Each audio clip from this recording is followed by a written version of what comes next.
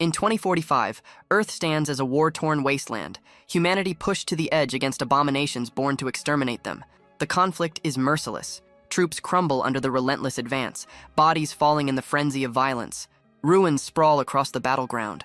Above the few survivors towers an immense beast, its eyes blazing crimson. A frightened young soldier freezes as one of its barbed tendrils aims straight at him and shoots forward. Before it strikes, a blade tears through the appendage, severing it in a clean flash and sparing the soldier. The monster bellows in pain. The savior, a hardened man wearing a military cap, throws himself into a vicious counterattack, shredding the monster's limbs with swift strikes. He dodges retaliation with practiced ease, draws a sidearm, and unloads bullets into the creature until it collapses. Once the threat is down, he orders the shaken soldier to rise. This man is Han Sung, supreme commander of humanity's final defensive force. The war has drained the world for decades, leaving only a handful able to fight. To him, the end of this nightmare feels close, and he readies a glowing device meant to secure victory. But a radiant golden circle suddenly manifests beneath him. In a burst of blinding light, he disappears, his rifle clattering to the ground. The soldier he saved can only call his leader's name in stunned disbelief. Han Sung reappears elsewhere, an abyssal realm chained by radiant bindings. Cloaked figures surround him, stunned that their ritual to summon a hero from another world succeeded. He struggles, confused and furious. An aged figure steps forward, greeting him and declaring that this realm needs him to crush the Demon King and rescue their land. Rage burns in Han Sung's voice as he demands answers, insisting he should be in Korea, not in some unknown dimension. The old man lifts a hand. A binding curse snaps tighter around Han Sung, flooding him with searing torment. His screams echo. The elder calmly explains that obedience ensures safety, then repeats the demand, defeat the Demon King. Only then, perhaps, they might send him back to his world. With a chilling, expectant stare, the elder asks for compliance. Trapped and racked by pain, Han Sung glares back, helpless and unwilling. With no other path, he gives in. Dragged into an alien world, he becomes the Empire's chosen weapon. His new existence turns into a brutal loop. Training, bleeding, fighting, never allowed to stop. 10 years pass like a grinding blade against bone. Task after task, battlefield after battlefield, until at last he slays the Demon King, Val Roar. Each night for that decade, he clung to the dream of going home. Finally, he believed freedom was within reach. Then, the Elder's verdict crushes him. The Empire's salvation is not finished. A new command is issued without remorse, and his long-awaited return is ripped away once more. Dissidents who resisted the Empire's unification still had to be wiped out. Their next mark was a man called Bottle. The old man swore that killing him would buy Han Sung his freedom, and the oath flared around the enraged, bound hero once more. Trapped and furious, Han Sung thought like a chained dog. Choices taken, paths decided for him. He spat curses at the men who'd made him a slave and braced for another fight. The scene shifted to the ruined Teutonia Night Kingdom, where Han Sung faced Bottle in brutal combat and finally cut him down. The dying knight called Han Sung a fool for serving the Empire. Remorse gnawed at Han Sung, who could only claim he had no choice. Blood stained Bottle's mouth as he offered a grim smile and warned that the Empire would soon throw Han Sung away too. Han Sung believed the job was done and that he would at last return home. But Count Brandenburg appeared and drove a sword into Han Sung's back, coldly applauding the deed. Gasping, Han Sung recognized his betrayer. Brandenburg taunted him for acting like the Empire's hunting dog. Breathing fast, Han Sung understood the promise of freedom had been a lie. Brandenburg sneered that they would never let him go and twisted the blade in deeper, declaring a hunting dog's only skill was biting. He turned away as Han Sung collapsed. As life leaked out, Han Sung cursed their treachery. With his final breath, he swore he would remember the shame and make the damned Empire pay with total ruin. At that instant, a sharp blue light burst from his chest. That night, one life ended and another began. He woke as a newborn, cradled by a beautiful woman who claimed to be his mother. Behind her stood a long-haired man. The reborn Han Sung felt a strange familiarity. He realized the man was Duke Saxon, the continent's greatest necromancer. It hit him. He had been reborn in Necropolis, the Empire's center of forbidden magic. A notice confirmed the Stone of Reincarnation had activated successfully. He reviewed the plan in his mind. The Stone of Reincarnation was a banned relic, a last-ditch gamble to steal freedom. The new body had been left to fate. Luck had fallen his way. He was now the firstborn of the Saxon ducal line, one of the Empire's top noble houses. A private smile formed. He'd been born with a golden spoon. That fortune only fueled his thirst for revenge. He vowed that once he grew and mastered necromancy, he would exterminate every last bastard in the empire who had betrayed him. For now, his new parents worried because the baby would not cry. The Duchess, arms wrapped around the infant, turns to the nanny with a worried tone, questioning the silence. The nanny, puzzled but calm, notes that his breathing is steady, and there's no sign of distress. Duke Saxon mutters his unease, claiming a child who doesn't cry might be a bad sign. The nanny brushes off the concern, then casually suggests making him cry by striking his backside. Without hesitation, she swats the newborn. Fury flares inside Han Sung's tiny body, yet he refuses to make a sound. Both parents watch the stubborn silence, a faint amusement in their eyes as the Duchess remarks that the baby must have inherited the Duke's iron will. She gathers the child gently, stating she will try instead. Her hand lifts, but instead of pain, he is met with a warm, soft pat. That simple touch hits him like a shock. A lifetime of bloodshed, fear, and duty rushes back. Years spent fighting, always wounded, never resting, no tenderness, no softness. He tries to remember the last time he felt something like this, and fails. This hand trembles slightly, filled with quiet affection he has not known in ages. The warmth breaks through the armor around his heart. Han Sung, who hadn't shed tears since childhood, feels the dam crack. Under his parents' stunned stares, he finally lets out a raw, loud cry, an unmistakable wail of a newborn. 8 years slip by since his rebirth as Dale Saxon. In their chamber, Duke Alan Saxon and the Duchess remark on how quickly time has passed. She notes that since age 4, Dale has rarely separated himself from his books. He smiles, and she softly suggests the boy inherited that habit from him. The Duke admits their son has a keen interest in magic, but the Duchess grows stern, reminding him of the vow never to teach Dale necromancy. Meanwhile, in the Grand Library, young Dale, vessel of Han Sung, remains buried in studies. Back in the bedroom, the Duchess relaxes as Alan assures her he hasn't forgotten his promise, adding that he has prepared a special birthday gift for Dale. Suddenly, pounding at the door breaks the moment. A frantic maid bursts in, breathless, announcing that something has happened to Dale. The couple races through the corridor, calling their son's name with panic in their voice. They burst into the study to find him collapsed, surrounded by a burst of blue mana. The Duchess drops beside him, shaking, checking for wounds. Dale, dazed but conscious, insists he's fine. Duke Saxon remains silent for a moment, shock in his eyes. His son has already unleashed such strong mana. Despite the Duchess's alarm, Dale instinctively pulls away as the Duke approaches.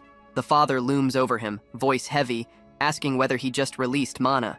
Inside, Han Sung curses himself. Revealing power this early was a mistake. Then everything shifts. The Duke's stern face cracks into pride. He rests a heavy hand on the boy's head and praises him, satisfied. Exactly what he expected from his son. He remarks that it is unfortunate he cannot personally train Dale in necromancy. Those words send a fresh wave of anxiety through Dale. If even the strongest necromancer on the continent refuses him, how is he supposed to carry out his revenge? His mother gently pats his head and sends him back to his room. As he heads off, he hears his father call his mother Elena and mention that he has finally decided on the ideal gift for their son. Not long after, Dale's 8th birthday celebration fills the estate. Nobles from the Noir Duchy crowding the grand hall. Dale sits on the second-floor balcony, staring down at the loud, bustling guests with an exhausted expression, feeling smothered by all the attention. Warm treatment feels foreign to someone who spent a lifetime as a tool, and the kindness unsettles him more than the noise. His mind drifts to the incident 2 days earlier, the surge of mana he lost control over. He has since figured out the trigger, reading The Life of the Hero from Another World, thinking about his old life, and losing control as the flood of memories stirred his power. He refuses to abandon necromancy. Vengeance demands it. He racks his mind for ways to persuade his father, reminding himself the Duke mentioned a gift, but asking directly for forbidden lessons feels impossible. Before he can go further down that line of thought, Elena appears, smiling softly. Beside her stands a hooded stranger. She wishes him a happy birthday. Curious, Dale glances at the concealed figure. The hood drops. An elf-like woman with brilliant blue hair and a calm smile stands before him. Elena introduces her as Sophia, an elder from the Blue Magic Tower and a master of the water element. To Dale's shock, his mother announces that Sophia will be his instructor. Sophia bows politely, and Elena gives her son a playful wink. Dale is left frozen. His gift is a blue tower mage. Water magic, defensive spells, support arts, nothing close to the destructive path he needs. His mother's intention is obvious: keep him far from the dark arts. Sophia requests a private conversation, and Dale agrees. Snow crunches under their feet as they walk outside. Sophia wastes no time. She states clearly she was ordered to teach him only water magic. She studies him and notes, almost casually, that he must be disappointed. She believes he desires a different path. Dale stiffens, wondering how she pierced his intent so easily. She smiles knowingly, saying it is only natural he would crave his father's craft, necromancy. Then she mentions something else, something the Empire knows well, the conditions tied to Duke Alan Saxon's marriage. From there, she begins explaining the origin of the Duke's vow. She recounts how, when Alan sought to marry Lady Elena, she feared his grim reputation. To win Elena's hand, Duke Alan swore never to pass his forbidden craft to any child they had. Sophia recalls the wedding clearly. Elders of the Noir Magic Tower dressed in white, sealing that vow as a sacred pact. Because of that promise, she explains, diving straight into dark magic will not be easy for Dale. Yet she leaves a door open, saying she will eventually find a way to sway Lady Elena. With a subtle, knowing smile, she asks if he is willing to follow her lead. Dale stays guarded. He questions her intentions, noting that as an elf, she should despise necromancy. Sophia finds the remark entertaining. To challenge his assumption, she points to priests who revive the dying through holy blessings. She asks whether he believes that is truly nature's will, conjuring an image of divine resurrection. To her, both acts, light revival and dark reanimation, belong to the same spectrum. Her perspective surprises Dale. Most elves recoil at darkness, yet she treats necromancy like another tool. He realizes she might actually be someone worth learning from. With that settled, she declares Lesson 1 begins now. Since he already possesses part of a mana circle, she assigns his first task, expand it into a full circle. Dale's chest tightens with excitement. This step forms the backbone of spellcraft. To him, this marks the true start of getting strong enough to take revenge. Sophia instructs him to place his hand over his heart and focus. He closes his eyes, a blue sheen swirling around him. This world is overflowing with mana. Without control, it overwhelms and destroys. To handle it, any living being needs a filter, a mana heart circle. The method is simple but grueling. Draw in stray mana pieces, gather them near the heart, bind them, and force them to spin in steady flow. Dale locks onto the idea instantly. He imagines it just as Sophia described, mana fragments pulling together, joining, spinning, until a brilliant blue circle forms, humming with energy. Still unaware of how fast he's progressed, Sophia calmly continues, urging patience. She says rotating mana usually takes a month, so he must not push too fast. Dale raises his hand and streams of blue mana move smoothly between his fingers. Calm, controlled, obedient. He states plainly that he already finished. Sophia freezes, eyes wide, stunned speechless by something she has never witnessed. He formed a complete circle in mere moments, before training even truly began. Watching the crackling aura around him, she questions whether this child is a natural prodigy. Still reeling, she tests him further and instructs him to try releasing mana through the newly formed circle. Dale agrees without hesitation. As he gathers mana, Hansung's mind drifts between timelines, comparing the weak, branded magic carved into his flesh in his old life to the natural flow he commands now. Back then, all he had were destructive runes etched into his body, crude tools that never gave him the power he needed for vengeance. This life is different. Born with the Saxon bloodline, his body absorbs mana as if it belongs there. He becomes convinced that mastering water magic is only the beginning. He can reach beyond it, into every element if needed. He concentrates, pulling mana from his core down to his fingertips. A glowing circle materializes, and the energy hardens into a sharp crystalline missile. Inside, he swears this is only the first blade he will one day drive into the Empire's heart. A flawless ice bolt forms. Sophia watches, stunned. Where beginners normally lose control the moment mana leaves the body, Dale compresses it perfectly, stabilizing it into solid ice. He calmly mentions that because he focused on shaping the spell, its power might not be optimal. Then he fires. The bolt tears through the clearing and smashes into a massive tree, exploding it into frozen shards. Sophia's breath catches. The shot did not just hit, it pierced, split, and obliterated solid wood with frightening precision. No ordinary child could do this. Dale turns to her with an innocent smile, and she is hit with a chilling realization. What exactly is this boy? She kneels to inspect the shattered trunk, frost clinging to the surface. She had expected a clumsy blast of raw mana, not a refined spell that instinctively drew cold from the surroundings and merged it seamlessly into ice magic. It is basic magic in theory, but executed with impossible mastery. When Dale shyly asks if he did something wrong, she keeps smiling, though her mind spins. The formula he used was too perfect. Rotation, acceleration, compression, layered in the exact ratios required for lethal combat spells. Military-grade technique. The golden ratio, a core system only advanced battle mages use, woven effortlessly into a child's first spell. He calls her name again, pretending to worry, but she brushes it off. Inside, she finally understands why Lord Noir regretted being unable to train him. This child didn't just cast a spell, he demonstrated pure killing talent. Later, Sophia delivers her report to Duke Alan Saxon. He stiffens, confused as to why she implies she cannot teach Dale. To him, talent like his son's must be guided, not avoided. If the boy formed a first circle in mere minutes, then she should absolutely train him. Sophia remains composed as she explains what truly happened. The instant Dale completed the first circle, he immediately fired off a perfectly executed killing spell. The Duke freezes in disbelief. Sophia continues, stressing how difficult it was to accept that an 8-year-old could accomplish such a thing. She describes the spell, constructed using a military-grade formula and cast flawlessly in the golden ratio. Then she meets the Duke's gaze and states her conclusion plainly. Dale possesses a natural and deeply rooted talent for killing. The Duke hears it wrong and assumes she is refusing to train the boy. He questions whether a mage from the peaceful Blue Tower refuses to guide a child with such destructive potential. Sophia swiftly corrects him. If anything, she feels obligated to teach someone like Dale, to steer that raw power in the right direction. Just as he begins to relent, Sophia raises the subject of noir magic, noting that Dale seems to already lean toward a different path. The Duke's expression hardens as the implication hits him. His son has already begun walking the road of dark magic. Sophia speaks bluntly. She knows the story of his courtship, his promise to Elena, and she respects it. But she makes it equally clear, that vow does not grant him the right to cage a child's future, especially when that child possesses such overwhelming potential. While they debate inside, Dale crouches outside the door, trying and failing to hear. He lets himself slide down to the floor, certain they are talking about him again. He thinks back to his first lesson. Even he hadn't expected that spell to erupt with so much force.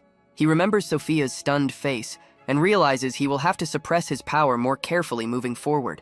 A voice suddenly calls his name. He looks up to see a knight clad in polished armor and smiling warmly. Dale brightens instantly and greets him. Helmet.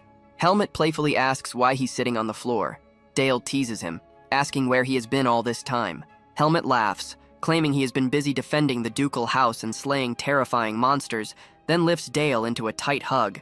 As he's held aloft, Dale correctly guesses that Helmet has been fighting in a dungeon. A brief sadness flickers across his face. He knows the danger his uncle faces. In this world, dungeons and monsters are relentless threats. Knights across every territory devote themselves to purging these places. But the Saxon Duchy deals with far more than any other region. The reason is tied directly to Han Sung's past life. After the hero brought down the Demon King, the Empire ordered Duke Saxon to seize the Demon King's former land, forcing him to subjugate the swarms of monsters lingering there. Dale mutters to himself, recognizing the truth with bitter clarity. In modern terms, the Empire simply dumped all the leftover problems on them. Back in the present, Dale gazes up at his uncle with sincere concern and reminds him to stay alert. Helmet looks moved, asking if the young master is truly worried. Dale brushes it off, noting only that Helmet looks healthy. The study doors open and Duke Alan Saxon steps out. Helmet drops to one knee instantly. The Duke acknowledges him and expresses appreciation for his efforts. Moments later, Duchess Elena appears, catching Dale off guard. Her face brightens and she beams at him, rushing over with excitement. Thrilled about the news of his first circle breakthrough, she kneels to his height, overjoyed, and he nuzzles her cheek affectionately. The Duke offers his praise as well and, feeling generous, tells Dale to name a reward. Dale freezes. He wants nothing more than to request necromancy lessons, but that would expose too much. He scrambles for something an ordinary child might wish for. Then, with a sudden spark of innocence, he loudly declares he wants a little sister. Both parents freeze, faces turning bright red. After a painfully awkward moment, the Duke clears his throat and mutters that they will do their best. Behind them, Helmet and another knight nearly burst, trying not to laugh. Later, Dale collapses into bed, worn out. He yawns, thinking about how exhausting it is to pretend to be a carefree child. His body aches from using magic for the first time, and he drifts towards sleep. Then the nightmare hits. He is dragged back into his old life, back into betrayal. Count Brandenburg's phantom sneer appears, dripping venom as it calls him cunning and mocks him for becoming soft. It ridicules his peaceful new life, accusing him of forgetting his oath of vengeance. The face grows darker, colder, whispering a threat. The Empire will come. They will hunt him. They will wipe him out entirely. Terror slams him awake. He jolts upright as raw mana explodes from his chest in a violent surge. Pain twists through him. He clutches his chest, gasping as blue energy pulses uncontrollably. His heart feels like it might rupture. He knows the symptoms: mana rampage, dangerous and unstable. Cursing the Empire, frustrated that old wounds still poison him, he staggers to his feet and bolts outside, hoping the cold night air will calm the storm burning inside him. However, stepping outside only worsens the situation. The mana rampage grows fiercer, his breathing turns ragged and his vision blurs. Just as he feels consciousness slipping, a calm voice notes that he seems to be in quite the crisis. Startled, he looks up to find Sophia watching him. She calmly identifies the rampage and casually comments on his terrifying talent, though she also admits there is something deeply dangerous pulsing within his magic. She approaches and presses a steady hand to his chest. Her mana flows into him, cool, steady, anchoring him. As she works, she silently worries that if the malice buried inside him ever erupts fully, it will consume him, and whatever he becomes afterward will not return. Under her control, the unstable mana settles, shrinking into a small, steady orb in Dale's palms. Relief washes over him. Sophia calls his name with a firm tone. She gives him a blunt truth. His magic is not meant for building or healing. It is meant to end lives. A gift that deadly is dangerous. Then she pulls out a thick, dark tome embossed with a pentagram. She says that a talent like his is exactly why she is glad she is the one guiding him, and hands the book over. Dale stares, stunned. Shadowy energy spills from the pages, and he recognizes instantly what it is: a necromancy grimoire. Sophia smiles softly and muses that maybe fate intended her to meet him. Then she quietly wishes him another happy birthday. Overwhelmed by her acceptance and the weight of the gift, Dale throws himself into her arms, hugging her tightly. Her face softens. She pats his back and teasingly calls him clingy. A few days later, Sophia leads him out into the snowy fields for another lesson. She informs him that today's targets are rabbits. He looks confused, but she confirms it and tells him to remember hunting alongside his father. Use that focus and apply it to magic. He nods, forms a circle, spots a white rabbit in the snow, and fires. The icy projectile slams through the creature, ending it instantly. Sophia watches with detached calm. Even after taking life, his hands remain still. No tremor, no hesitation, no guilt. She calls to him and begins teaching again, explaining that even when two mages cast the same spell, the outcome differs. She asks why. He answers honestly. He doesn't know. Sophia smiles and reveals the reason. Magic reflects the caster's mind. It is the outward shape of whatever sits inside a mage's heart, pulled into the world through mana. To illustrate, Sophia casts a gentle wave of water that swirls softly around her hand, finishing her point. Magic reflects the inner landscape. Dale listens in silence, a bead of sweat sliding down his cheek as he absorbs the weight behind her words. Sophia continues, explaining that spell names like Firewall exist only to help a mage stabilize an image. The Great Towers teach with this method, each shaping magic through mindset. She gives examples. The Red Tower's fire burns with aggression and destruction, while her Blue Tower wields water that flows and adapts.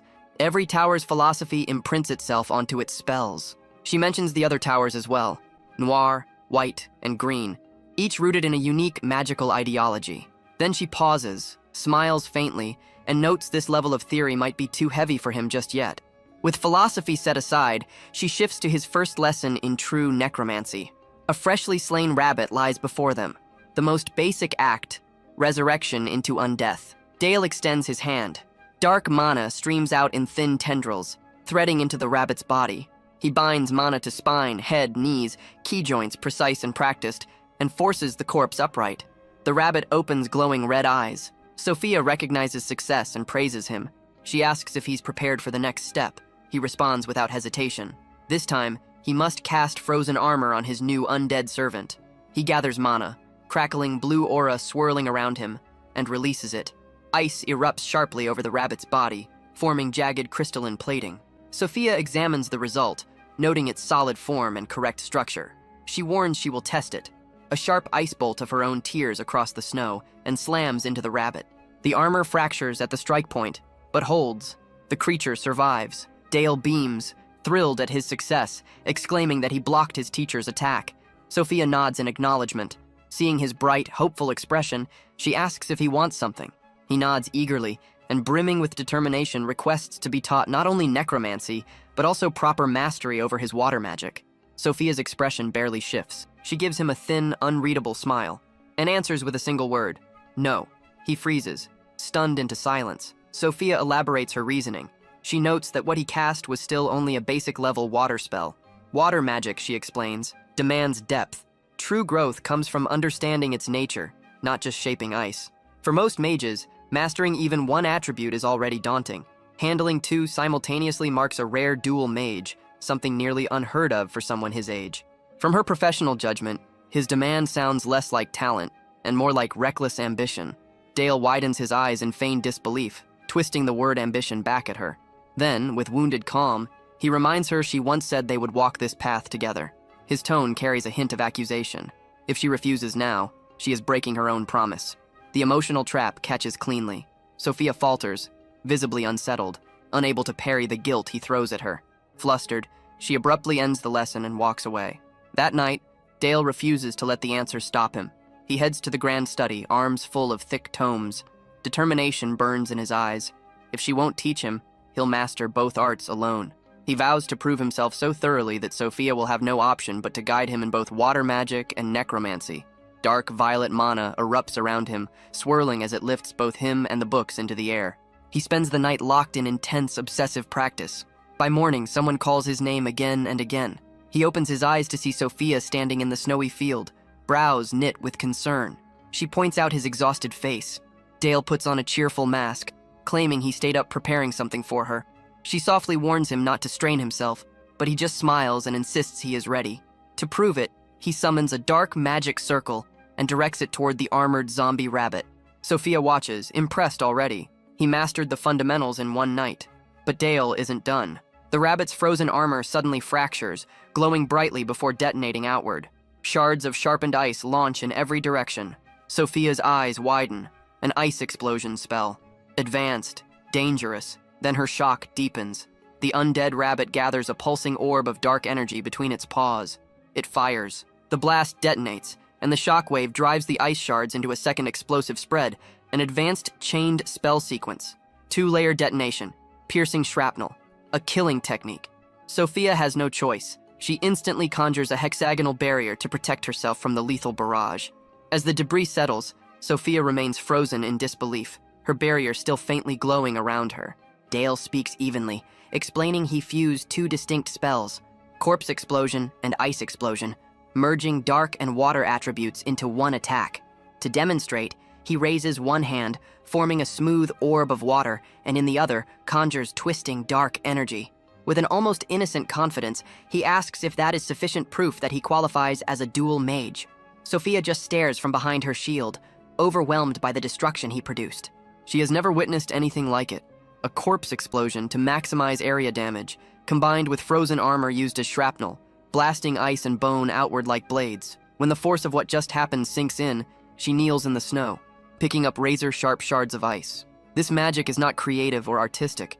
It is built purely to kill, polished, efficient, merciless, the kind of technique forged by someone who lived and bled on real battlefields. She finds herself wondering what kind of brutal inner world a child must carry to produce spells like this. While she is lost in analysis, Dale's expression shifts, shock, then joy. He calls out excitedly as Helmet rides in, leading armored knights across the snow. Helmet greets Dale and Sophia warmly. Dale eagerly asks whether he has just returned from clearing a dungeon. Helmet confirms, saying his unit handled a pack of monsters. These are the Black Cavalry, Saxon's legendary elite, known for coating their lances in aura and led by Sir Helmet, one of the continent's 7 strongest swordmasters. Dale immediately seizes the chance, smiling sweetly as he reminds Helmet about the promise to teach him swordsmanship. Helmet laughs, assures him he hasn't forgotten, and rides off with his men, telling Dale not to freeze outside. Once they depart, Sophia says they should head back. Dale nods respectfully, calling her his master. That night, Sophia meets with Duke Alan and Duchess Elena. She delivers her report calmly. Their son has finished his first circle in both necromancy and water magic. Their reactions are immediate shock. The Duke reminds her they requested she teach him only water magic. Sophia acknowledges that, but explains that as his instructor, she was obligated to nurture the path he chose, and he desires more than a single discipline. Duchess Elena exhales and relents. She says that if Dale truly wishes it, Sophia should continue teaching him water magic. Sophia bows, accepting the responsibility. As she departs, she apologizes to the Duke for breaking her word. After Sophia leaves, Elena sits in quiet awe, still trying to process the reality that their son became a dual mage at only 8 years old. she whispers in disbelief, stunned by the impossible achievement.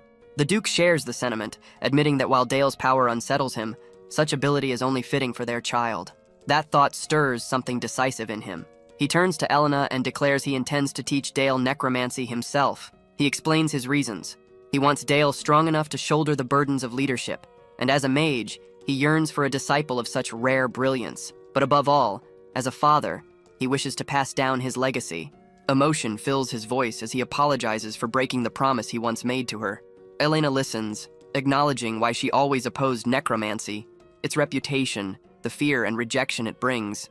Yet, seeing his sincerity, her expression softens. She pulls him into a supportive embrace and tells him that if he is going to guide Dale down this path, then he must forge their son into a necromancer, strong enough to silence judgment itself. Moved by her resolve, he holds her tightly and vows to turn Dale into the greatest necromancer alive. The first day of Dale's official necromancy training begins in the underground magic workshop beneath the ducal castle. Duke Alan opens the session not with praise, but with a harsh reprimand. He demands to know how his son could raise the dead without understanding the very essence of the forces he manipulates. A lifeless rabbit lies on a stone altar between them. Dale explains he simply followed Sophia's methods, but his father snaps that such crude techniques are forbidden under his instruction. Instead of spells, the training begins with grueling study. Dale is sat before a desk, stacked with thick tomes, and ordered to memorize every skeletal and muscular system of living beings. Hours later, he has flawlessly learned every diagram, muscle, and bone described in the texts. Satisfied, Duke Alan hands him a heavy new book and announces that foundational study is complete. Now they proceed to practice. Dale's eyes widen when he sees the practice subject, a goblin corpse laid out for animation. The Duke smirks at his reaction. He explains the difference between amateurs and true necromancers. A novice can only make even the body of a master swordsman stumble like a zombie, but a true necromancer can turn a mere foot soldier into a death knight. He gestures toward the goblin, calling it a blank slate, an undead soldier waiting to be shaped, and challenges Dale to choose how he will bring it back. Dale inhales deeply and focuses, purple mana swirling around his small frame. He braces himself. This will not be simple.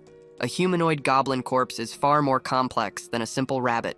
With a sharp pulse of mana, Dale fires a purple strand into the body and begins forcing it to move. Every muscle and joint fights him. The process feels like guiding a tangled puppet with too many strings. Trying to strengthen it, he accelerates post-death stiffening. A mistake. The muscles harden, but the goblin locks in place, frozen and useless. A steady hand settles on his shoulder, his father's. Duke Alan calmly points out that while reinforcing the corpse was smart, stiffening destroys mobility. His eyes glow with power as he instructs Dale to watch. Dark magic erupts from his body, swirling violently as it engulfs the goblin. Dale can only stare, stunned. The corpse lifts into the air, bathed in a storm of violet energy. The Duke begins to lecture. Rib cages exist to protect organs, but the dead need no organs. The skeleton suddenly cracks and opens, ribs splitting outward into long, wicked bone blades jutting from the torso. With a cold smile, he gives the foundational rule. A necromancer must know the structure of the body and reshape it to serve their will. Dale stands frozen, sweat trailing down his face as he studies the horrific yet brilliant alteration. Standing beside the warped goblin, Duke Alan ends the demonstration. Mastery of anatomy and purposeful modification is the core of black magic. Shaken but driven, Dale lifts his head, a new determination burning in his eyes. He asks to be taught the philosophy, the mindset of the Noir Tower. The Duke's lips curve in approval. He kneels, meets his son's gaze, and speaks the creed. Truth rests in death. To reach it, one must fully grasp the weight of life. Those words rip open an old memory. Dale is no longer in the workshop. He is Han Sung again, knee-deep in a field of corpses and fire. A man kneels before him, begging. Han Sung raises a sword slick with blood and cuts him down without hesitation, the scream echoing. The vision snaps violently. Dale's composure collapses. Back in the workshop, his father calls his name, voice edged with concern. Dale stands pale, trembling, drenched in sweat, eyes wide with lingering horror. He forces out a response, voice unsteady, insisting he is fine. A flicker of his former life flashes, his hardened, unshakable self, and he repeats the statement with more force, as if trying to convince his own trembling body. Left alone in the dim chamber, he stands stiff and silent, the room seeming to tilt slightly while he repeats in his head, over and over, that he is fine. As his days of arcane training under his father continue, Word spreads across the empire that Duke Alan Saxon personally began instructing his son in forbidden arts. The breaking of the vow to his wife becomes a scandal among nobles. Dale, once merely the Duke's heir, is now a topic of fascination and speculation among aristocrats and mages. A sly, red-haired noble youth, a stern, gray-bearded lord, even a cunning witch watch from afar, whispering about the rising dark prodigy. Weeks later, the focus shifts from mana to metal, and Dale spars with Helmet in the training yard. Wooden swords crash together in rapid rhythm. Helmet, a battle-hardened swordmaster, blocks each strike with relaxed ease, a confident smirk on his face. Dale refuses to back down, eyes sharp, studying his uncle's movements for even the smallest lapse. Helmet's grin deepens as he sees the determination burning in the boy. He lunges forward, and Dale slips past, launching into the air, spinning, and striking from a sharp angle. Helmet's expression breaks, pure surprise, just before the wooden sword is knocked clean from his hand. Breathing hard, Dale watches Helmet burst into hearty laughter, praising the exchange. Dale calmly observes that someone of Helmet's level would never drop a weapon so easily, implying that Helmet allowed it. Helmet denies it with a straight face, claiming genuine surprise, adding that Dale used killing techniques, moves that would have ended a normal opponent. The swordmaster shakes his head with a sigh, saying it almost feels tragic that such sword talent is tied to a mage's path. He tells Dale there is no need to push himself this hard. Mages always have knights to protect them. Concern settling in his voice as he asks why Dale strains himself to the point of injury. He kneels and carefully checks Dale's wrapped hands, urging him not to drive himself to harm.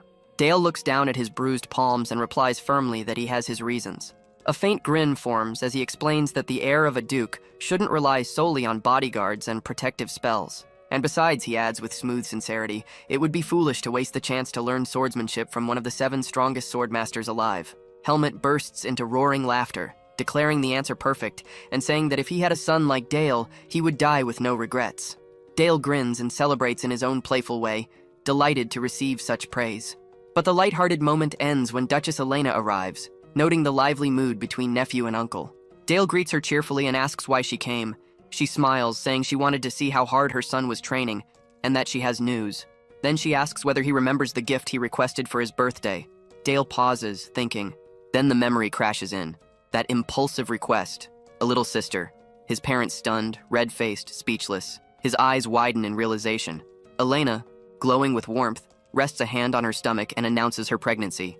She tells him he'll be an older brother soon and must protect the little one. Shock melts into pure happiness. Dale eagerly promises he will take great care of his sibling. 10 months later, in a beautifully decorated room, the Saxon family gathers around the newest addition. Dale leans over the bed, utterly absorbed by the tiny baby girl.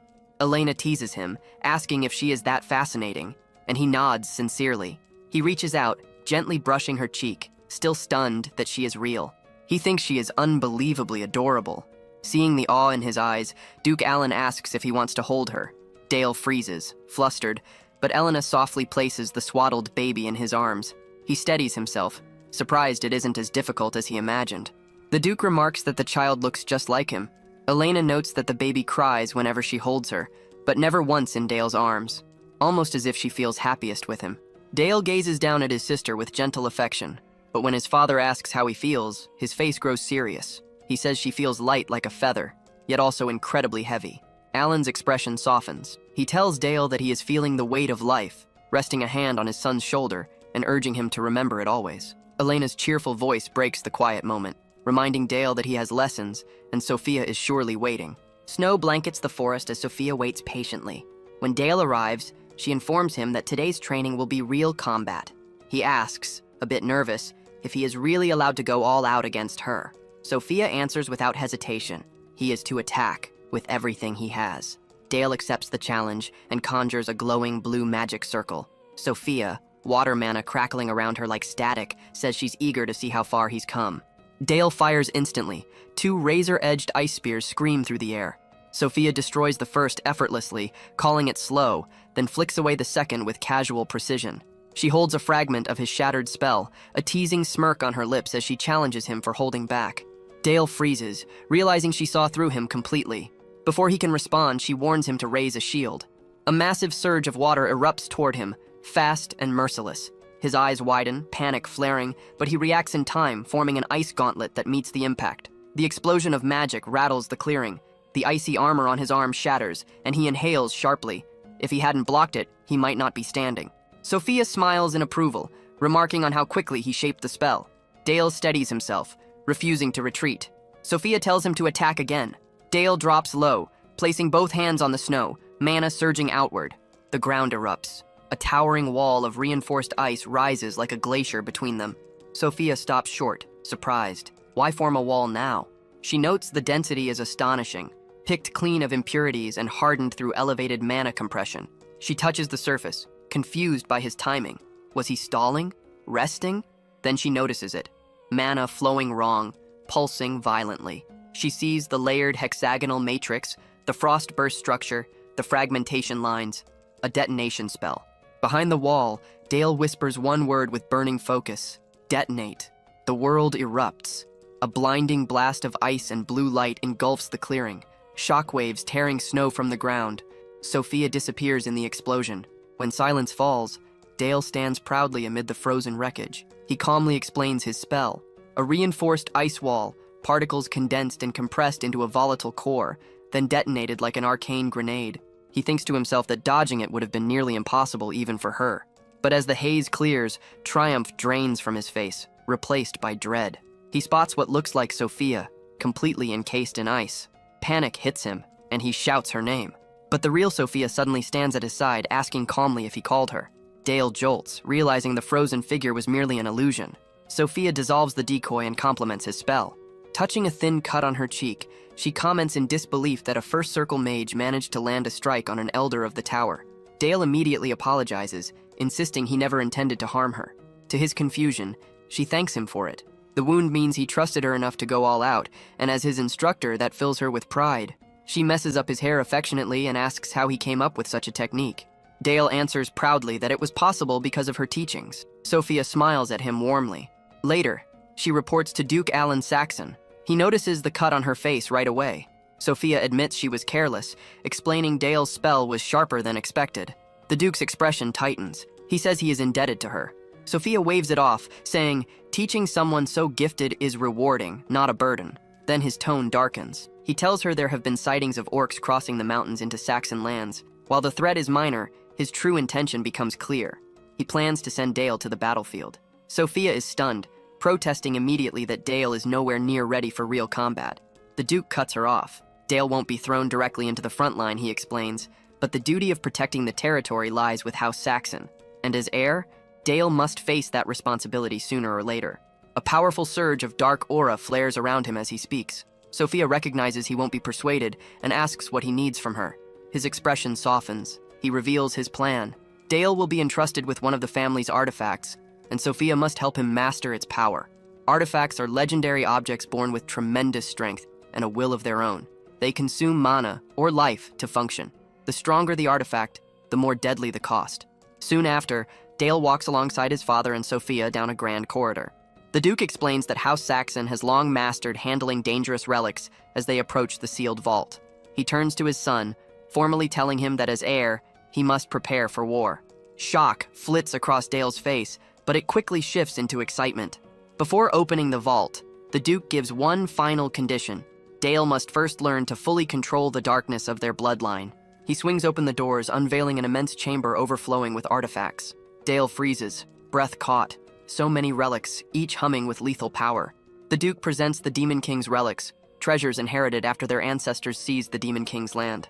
He warns Dale to never place these in the same category as ordinary artifacts. Even from a distance, Dale can feel the crushing mana leaking from them. The Duke emphasizes how dangerous they are and commands Dale not to touch anything until he has proper control. But as he speaks, both he and Sophia realize Dale has already vanished. He turns sharply, panic rising, demanding to know where his son went. Moments earlier, Dale was already wandering deeper into the vault, searching for the right relic. Dark artifacts whisper to him as he passes. A shield promises slaughter. Rings and talismans seduce with power and ascension. They all thrum, reacting to the hatred he carries from his former life. Dale stops, lets the voices brush against him, then smirks. Too weak. Not enough for the vengeance he plans. Then he spots it. A black hooded cloak resting across a pedestal. A shadow cloak, once wielded by Duke Berta, elite commander under the Demon King. A relic infamous for giving shape to shadows themselves. turning darkness into a weapon. Without hesitation, Dale throws it around his shoulders. At that moment, Duke Alan and Sophia rush in, shouting his name in shock, but it's already too late. Dark tendrils lash out from the cloak, spiraling around Dale and yanking him into a pitch-black void. A voice booms inside the darkness, hungry, ravenous, demanding to feed. This creature is not merely shadow. Its former wielder bent the darkness itself like a living beast. To command it, the new bearer must crush the shadow spirit's will. Dale narrows his eyes with a wild grin. He understands the challenge and welcomes it. A monstrous mass of shadow crashes down, initiating the contest of souls. Outside, the cloak swallows him, forming a swirling sphere of black. Duke Alan and Sophia watch helplessly as it pulses like a beating heart. Time drags, tension twisting. The Duke's face darkens. He mutters that if this goes on too long, Dale's mind will break, and the shadow will consume him. Alarmed, Sophia asks what they can do to save him. The Duke answers they may need to rip Dale out of the artifact's grip by force. But before he can act, the sphere convulses violently. A shockwave of darkness erupts outward, and the black mass dissolves. Dale stands calmly in the center, unharmed, cloaked in shadow like it naturally belongs to him.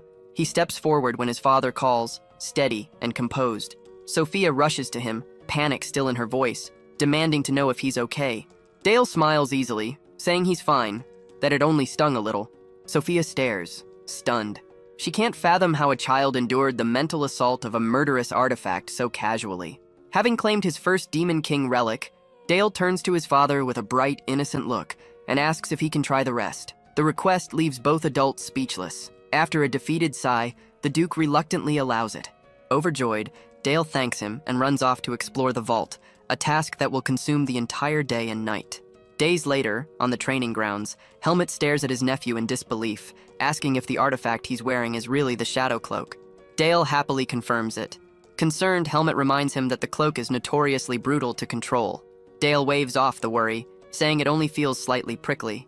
Then he jokes that maybe the cloak was simply lonely. To prove it, a tiny, sharp-toothed shadow familiar crawls out by his feet. Dale claims the cloak just wants companionship.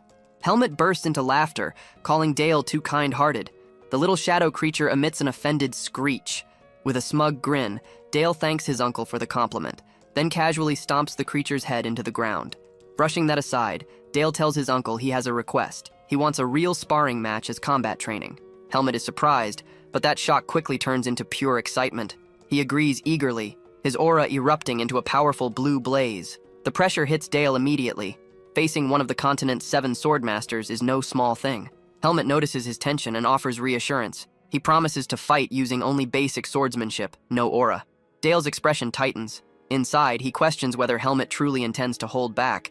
Knights never willingly half-fight. But this time, Dale has his own plan.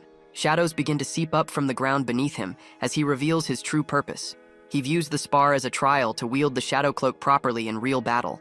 The blades, fangs, and weapons he can forge from its shadows will decide the artifact's value, making this clash essential. Resolved, he launches his opening move, Shadow Blade Rush.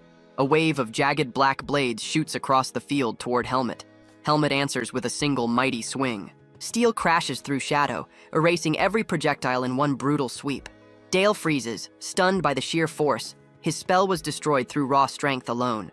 Helmut laughs thunderously, calling the strike excellent, then declares it his turn. He charges forward with frightening speed. Dale dodges the first swing and counters instantly, commanding the cloak's shadows to rise and coil around the swordmaster. Needle-sharp spikes burst from the ground, angling to trap and impale Helmut. Helmut barely reacts. Amused, he grabs one spike barehanded through his gauntlet, stopping it cold. Dale's eyes widen. His uncle's physical power is monstrous.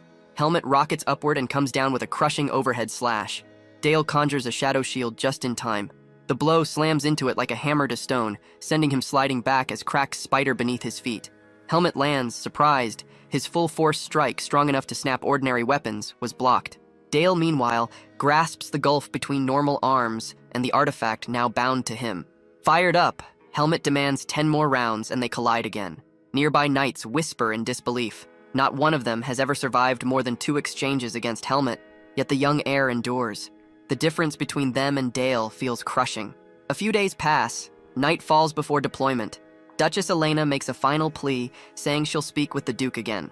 She refuses to accept her child heading toward danger.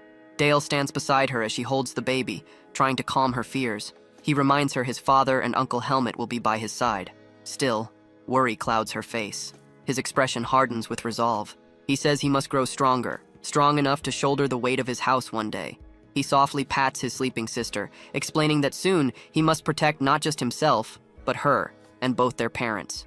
That is why he must face this trial now. Dale lifts his gaze to his mother, eyes firm and earnest, and asks her to let him become someone capable of protecting her. Elena's tense expression eases into warmth, pride softening her fear. She yields, granting him permission. With her blessing, she sends him forward. Dale climbs onto his horse, promising he will return soon. At dawn, the temporary war camp stirs. Troops stand in formation, armor gleaming in the morning frost. Helmet reports readiness to Duke Alan Saxon. The Duke nods, then turns to Dale and orders him to give the command to march. Dale blinks in surprise as his father declares the Black Cavalry will someday serve under him. These are his knights. A shift happens inside him. For the first time, he truly feels it. These soldiers are his, not Han Sung's, not remnants of another life. A new resolve churns in his chest. This will be his first true battle as a commander. This time, he will shape the outcome. He rides to the front. When the moment comes, he raises his fist and shouts the order. The swords of House Saxon are to advance. A thunderous roar answers him, steel raised high. They follow. The march begins. Plans are reviewed. 250 cavalry, backed by the elite Winter Wardens. Enemy force, approximately 1,000 orcs.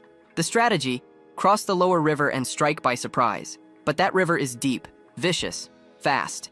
There's only one way across safely. A snowy mist swirls. Sophia appears, snowflakes orbiting her like quiet spirits. She steps forward and calmly creates an enormous bridge of ice, freezing the river into a glittering highway. Dale's heart lifts. His master came, despite her pacifist philosophy. She gestures to the frozen passage. The cavalry can now move. As Dale and the Duke ride across, she wishes them victory. The Duke thanks her. Dale glances back, calling out that he'll be going now. Sophia watches him go, no words left. Once he disappears into the trees, moisture gathers in her eyes. She laughs softly at herself. That boy never stops giving her reasons to worry. The battlefield. An orc encampment carved into a ravine. The first strike begins. From the cliffs above, the Winter Wardens release a rain of arrows, launching the ambush. A storm of fire-tipped arrows descends, igniting the orc encampment and plunging it into screaming chaos. Flames rip across tents and bodies alike, wiping out dozens in seconds, until a massive orc survivor bellows in rage. Helmet seizes the opening and orders the cavalry forward. The Black Cavalry locks into a spear-shaped formation and thunders downhill, lances lowered to kill. From a cliff, Duke Alan, Helmet, and Dale watch the clash unfold. Helmet asks Dale for his assessment. Dale studies the charge like someone who has witnessed countless battles. With aura-enhanced lances in Kull Lance formation, the orcs will crumble. He judges the assault to be a clean, decisive strike. The Duke affirms this is the might of House Saxon's cavalry. But Helmet warns him, this is only the opening phase. Below, the surviving orcs form a shield wall. The Black Cavalry slams into them like a hammer, bodies flung and shields crushed. Helmet quickly decides to pull the units back, regroup, then rotate charges until the enemy breaks. A magic flare signals the order, and knights begin withdrawing in disciplined retreat. Confusion spreads among the orcs.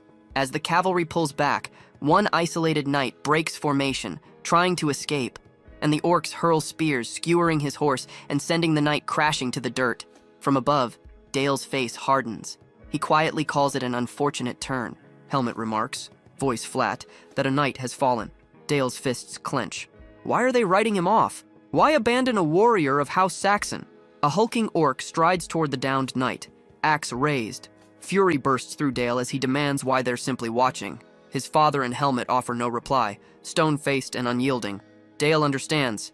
If he rides down, he won't arrive in time. He has one chance. Orc hide is thick. The shot must kill in one strike. He adjusts the base ice bolt formula. Sniper precision, ballistic stabilization, maximum penetration. A complex magic circle forms before him. His spell, refined and lethal. Ice bolt Barrett M98B. The moment the orc lifts its axe, he fires. A razor-thin beam of ice screams downward, punching clean through the orc's skull. Silence hangs as the body falls. Both Duke Alan and Helmet stare, speechless at the insane accuracy.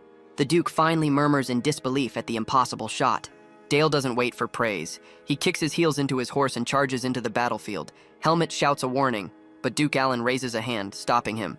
With calm confidence, the Duke orders him to stand down, let his son act. A proud smile forms as he watches Dale ride, thinking to himself that a child who can invent destructive spells this young must already have a nearly complete inner world. On the battlefield, Dale evaluates the new threat, more orcs regrouping. Two problems stand out. The fallen knight is stunned, not yet moving, and Dale's long-form spell is impractical at close range. He needs to compress his formula, stripping away excess steps like simplifying an equation under pressure. As another orc charges, Dale rapidly condenses his magic once again. It's still not fast enough. He refines further, paring it down to its most efficient form. With a sharp grin, he tests the new spell, Ice Bullet. An orc swings down toward the helpless knight. Dale fires. The projectile slams through the orc's skull, head bursting apart in a violent blast. The corpse collapses at the knight's feet. The knight stares up, stunned to see his young lord. Why would the heir risk himself? Dale dismounts calmly, telling him not to worry. He smiles, promising that House Saxon never abandons one of its swords. The knight's voice trembles with emotion. Then fresh roars interrupt them. More orcs rush in. Dale lifts his hand, deep purple power flaring. He calls forth the Shadow Cloak's might, Shadow Blade. Dark tendrils erupt from the ground, tearing through the charging monsters. With a cold smirk, Dale orders the shadows to devour them. One tendril severs an orc's head. Another shadow beast bites into another body and tears it apart. The last surviving orc trembles as a massive darkness vortex appears and swallows it whole. Nothing remains but a gleaming skeleton. Dale faces the final terrified orc with an almost cheerful smile and fires another ice bullet, ending it cleanly. A streak of blood lands on his cheek. He wipes it away without flinching. Turning to the knight, he announces the fight is finished. The knight stammers his name, still paralyzed by shock. He admits his legs won't move. Dale gives a strained but friendly smile, then simply lifts the grown man into his arms with ease. With a bright grin, he declares they made it. Helmet arrives with the Black Cavalry in tow just as Dale finishes. Dale glances at his uncle and states he'll leave the rest in his hands. Helmet, inspired and fired up, orders the battalions forward again. The cavalry roars in unison and charges, their battle cry echoing loyalty not only to House Saxon, but to Dale himself. Soon after, back at the Saxon encampment, the orc extermination is officially declared a victory. Duke Allen summons Dale into the command tent. His face is stern as he demands an explanation. Why did his son ride alone into enemy lines? Why risk everything so recklessly? Dale stands confused. He saved a knight, yet he's being reprimanded. Inside the tent, the Duke presses again. Dale responds respectfully, claiming he acted as a future commander should. Those knights are the men he will one day lead. The Duke dismisses the answer as weak. Dale is stunned. He believed his father held his knights in the highest regard. Dale gathers himself and asks directly, why did his father simply watch a knight die? The Duke explains the brutal truth of their territory. Monsters attack relentlessly.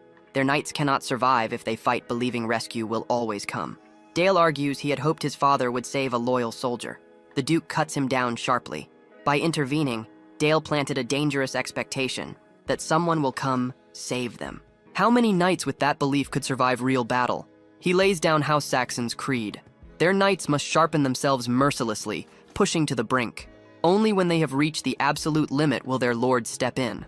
That is the weight their house carries. Dale listens in silence. He admits to himself that his father's cold logic is right. He had forgotten that truth since being reborn. Then the Duke's expression softens. He places a hand on Dale's shoulder and says he was impressed by his resolve. He tells him never to lose that fire. Dale nods and salutes, lesson learned. The Duke announces it is time to return home. Word of Dale's rescue spreads quickly, twisting into legend. Rumors claim he single-handedly slew 1,000 orcs. Dale, mortified, can only hide his burning face, but the story ignites pride across the duchy. Days later at the training yard, Dale arrives to find a row of armored knights kneeling in his honor, saluting him with fierce respect. He flusters, insisting there's no need for such displays, but the knights stay kneeling. Helmet strides in with a broad grin, telling his nephew to stand proud. He calls to the knights, vowing they will all grow stronger for their young lord, and they roar in fierce unity. Dale can only return their devotion with an awkward, unsure smile. A maid steps forward, announcing the arrival of the Orhart guests. Helmet straightens and motions for Dale to follow. This visit is not a casual one. House Orhart, once led by the famed divine sword Bardal, belonged to the fallen Teutonia kingdom, ruined during the Empire's conquest. Dale sees Helmet's expression shift, sensing old memories stirring. Bardal had been the one to shape him as a knight. Knowing tension may follow, Dale and Helmet peek into the throne hall. Duke Alan and Duchess Elena sit in state. An announcement echoes as the Duke instructs them to escort the guests in. A veiled woman in formal dress enters with a young blonde girl. She introduces herself as Vanessa Orhart and bows deeply. She then presents her daughter, Charlotte Orhart, who glares fiercely, jaw clenched. Dale feels the air thicken. Charlotte snaps at her mother. Furious, she bowed, but Vanessa tries to hush her. Duke Alan raises a hand calmly, showing patience. He knows what House Orhart endured. To ease the moment, he asks Dale to guide Lady Charlotte around the castle. Dale bows, approaching the girl with a polite smile and extended hand. Her face twists. She smacks his hand away hard, shouting not to touch her. Shock ripples through the room. Vanessa, mortified, rushes to restrain her, pleading for an apology. Charlotte ignores her, gritting her teeth before storming out, slamming the door. Silence lingers. Vanessa bows deeply, apologizing again and saying her daughter has been unstable lately. Elena's concern surfaces. She gently asks what happened. Vanessa shares the truth. A new overseer, Count Brandenburg, the Pig King, was placed over their lands. In his grotesque obsession with siring a successor, he hunts for anyone with great sword talent, and even set his gaze on her young daughter. She barely escaped before Brandenburg could lay a hand on her, but the terror remains carved into her memory. The Duke and Duchess listen in heavy silence. Vanessa explains she has no power left. Teutonia is gone, her title stripped, and begs House Saxon to take Charlotte in as a maid so the Pig King can never reach her again. Meanwhile, Dale spots Charlotte on the training field. He calls out, and she turns, eyes still burning with anger. He asks if she even knows where she's storming off to. She snaps that she doesn't care. He smirks and asks whether her hand hurts from slapping him. She coldly says it's fine. As she turns away, he sees the redness in her eyes. Beneath her sharp edges, she's clearly a frightened, wounded child trying not to break. Then her posture shifts, suddenly calm, sharp, and deadly determined. Her gaze hardens. She draws her blade. She demands a duel, ordering Dale of House Saxon to draw his sword. Dale just stares, stunned by the abrupt challenge. Snow drifts across the training yard as she points her rapier at his throat and commands him to fight. Dale answers with a smug grin, saying he'll need a reason. He mocks the rumors. Apparently there's a story of a boy who massacred 1,000 orcs to save one knight. She doesn't laugh. She declares she will defeat the so-called unmatched prodigy, to prove she's strong enough to protect her family from that man. Dale raises a brow and asks who she means. Her answer is cold and clear. Count Brandenburg, the holy swordsman. The name stabs into Dale's mind. Rage flares. Brandenburg, the Empire's animal, the one who betrayed and executed him in his previous life. To hear that name here, again, ignites a fury that shakes him to his core. But reason slips in. If she hates the same man, he may have a potent ally in her someday. Still, she's delusional if she thinks she can beat that monster now. He flicks her sword aside with casual ease. Then he turns his back on her and strolls toward the rack of practice blades. He picks up a short training sword and returns with a patronizing smile, calling her a clueless child. He invites her to attack with everything she has. Charlotte trembles with anger. She snarls that she intended to from the start. Her rapier glows a fierce green as she lunges forward, pouring all her strength into the strike. Dale meets her strike with a lazy block, the wooden blade in his hand deflecting her attack like it was nothing. Steel and wood collide again, force reverberating across the yard. Charlotte's frustration spikes. She throws herself into a wild barrage, thrust after thrust, parry after parry. Yet Dale remains composed, his movements sharp and precise, swatting away each attack without effort. As he blocks, he studies her. Her technique is genuine, sharp wrist motions, polished form, and even a faint shimmer of aura. She's forcing that aura through her weapon to make up for the fact that the rapier is too heavy for her young frame. She's talented. She's a real knight in the making. Their blades meet again. Energy bursts outward, pushing both back across the snow. Dale's eyes narrow. She really is strong. Charlotte senses she is finally winning in raw swordplay and charges again, confidence blazing. Her aura flickers bright. She lunges, convinced she has him. Her determination comes from years of burden.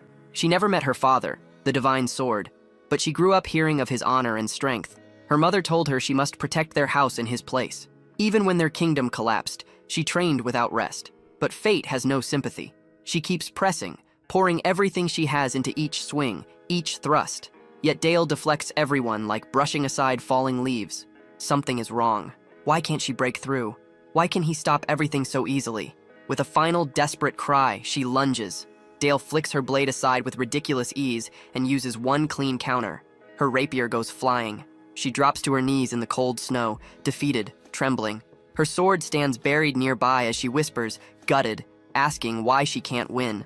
Dale's answer is brutal and simple. She is not the divine sword. His voice softens. Her pride in being his daughter isn't misguided. But the truth is still the truth. As she is right now, she cannot protect anyone. Not her house, not herself, not against Count Brandenburg. That name crushes her. Her shoulders shake. She cries openly, voice cracking as she admits the truth. The holy swordsman is dozens of times stronger than she is. She lifts her wet eyes to Dale and begs to know what she's supposed to do. Dale answers, not with pity, but with resolve. He straightens, voice steady, and makes a declaration across the snow. He, Dale of House Saxon, will become the shield that guards House Orhart. Charlotte freezes, stunned. The vow knocks the words from her mouth. She doesn't understand why this boy would make such a promise. Dale lifts her rapier, holding it with quiet weight, and offers her that oath again, solemn and absolute. He pledges that until the day she becomes strong enough to slay Count Brandenburg with her own hands, he, and all of House Saxon, will stand between her and that monster. Charlotte stays kneeling, bewildered and shaken, asking why he would go that far. Dale offers her rapier back and answers without hesitation. Her sword is worth it. Then he gives his condition. She must swear to become a blade for him and for House Saxon. Charlotte wipes her eyes, breathing shakily. A faint, determined smile forms. She accepts. How could she reject such a vow? She takes her sword, kneels before him, and declares her oath. Charlotte Orhart will one day fight as a knight for House Saxon.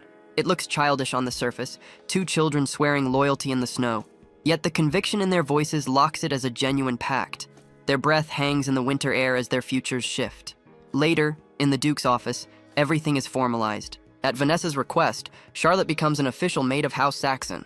Duke Alan notices Dale's lack of resistance and raises a brow, asking what happened between them.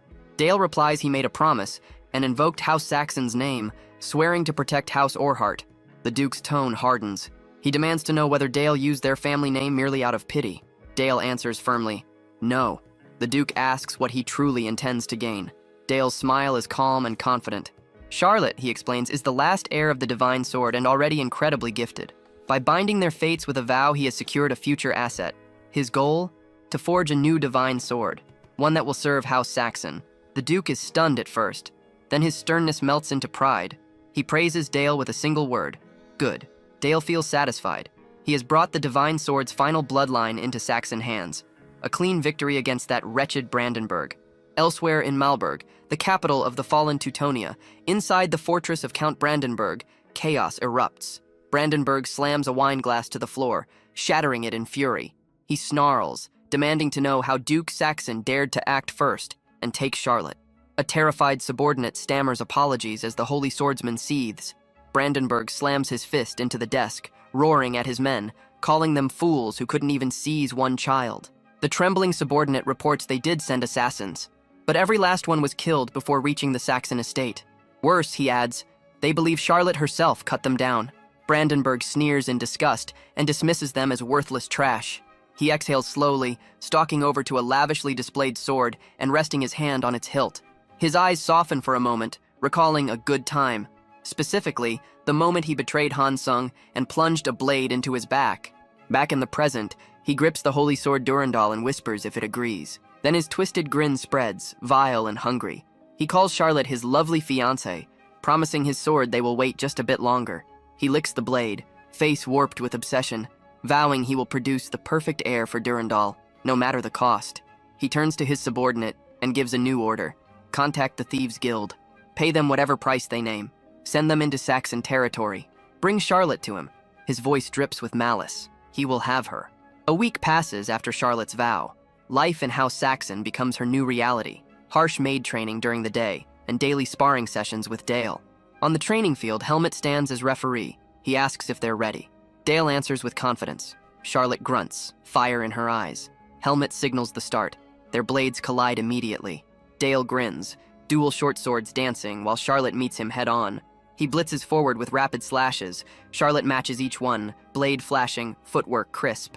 Helmut watches quietly, mind racing. These are children, yet their intent to kill feels frighteningly real. Their speed beyond ordinary trainees. The tempo rises, steel flickers, steps blur.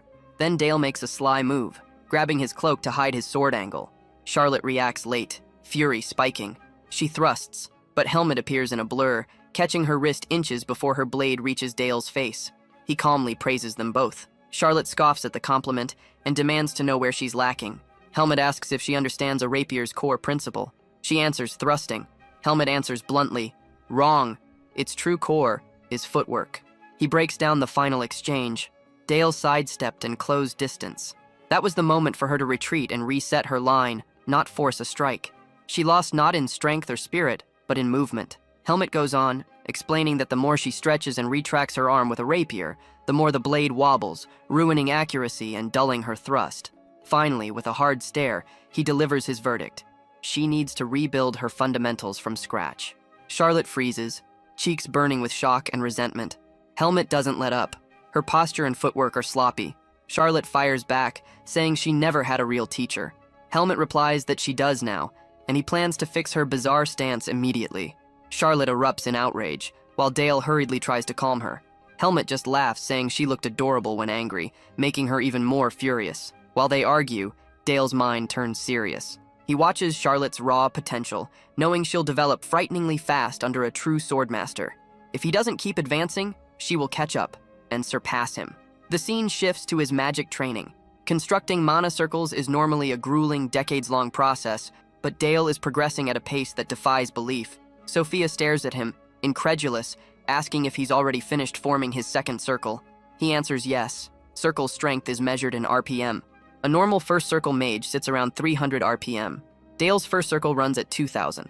His second is already spinning at 400. And with the minimum requirement for starting a third being 300, he can already move forward. Deciding to experiment, he turns to his signature spell, Ice Bullet. He reworks the formula. Tighter molecular density for weight and durability. Magical barrel projection for spin and acceleration. Once finished, he targets a tree and fires his new creation. Ice Bullet, armor-piercing round. The spell detonates across the clearing, tree, roots, and earth obliterated in a violent burst of freezing force. A crater smokes before them. Sophia stares at the destruction, stunned, trying to process what just happened. Dale quietly evaluates the result. The power boost from an additional circle is enormous. Sophia's expression softens into pride. She praises him warmly, astonished by how quickly he grasps new magic. Dale modestly credits her guidance. Her eyes soften as she studies him. She recalls him saving a knight, guiding Charlotte, and acting with restraint even when powerful. He doesn't simply grow stronger, he uses his strength with purpose. She confesses that his power unsettles her at times, yet it only deepens her trust in him. Swept by pride, Sophia suddenly wraps him in a warm embrace, declaring he truly is her most cherished student. Dale freezes, face burning red. Inside, the older mind behind his young body spirals, utterly unprepared for this kind of affection, silently cursing the awkwardness. At sunrise, Dale stands alone in the snowy courtyard, still rattled by that hug. He mutters that she startled him, and wonders if she really just sees him as a child. He forces the thought away and refocuses on training. He summons a large, jagged ice wall as a target. Then he crafts a spell variant, a shotgun-style projectile. Ice Bullet, 12-gauge 00 buckshot. He fires. The ice round bursts mid-flight into dozens of sharp shards that shred the wall. Shards ricochet back. He calmly conjures a hexagonal barrier and deflects them. Satisfied, he mentally notes to try making a slug variant next. A voice interrupts. He turns to see Charlotte emerging from the snowy tree line. She says she finally found where he's been hiding to practice. He asks whether she's been training too. She nods, saying she's been drilling the footwork Helmet showed her. He comments that she seems to love swordsmanship.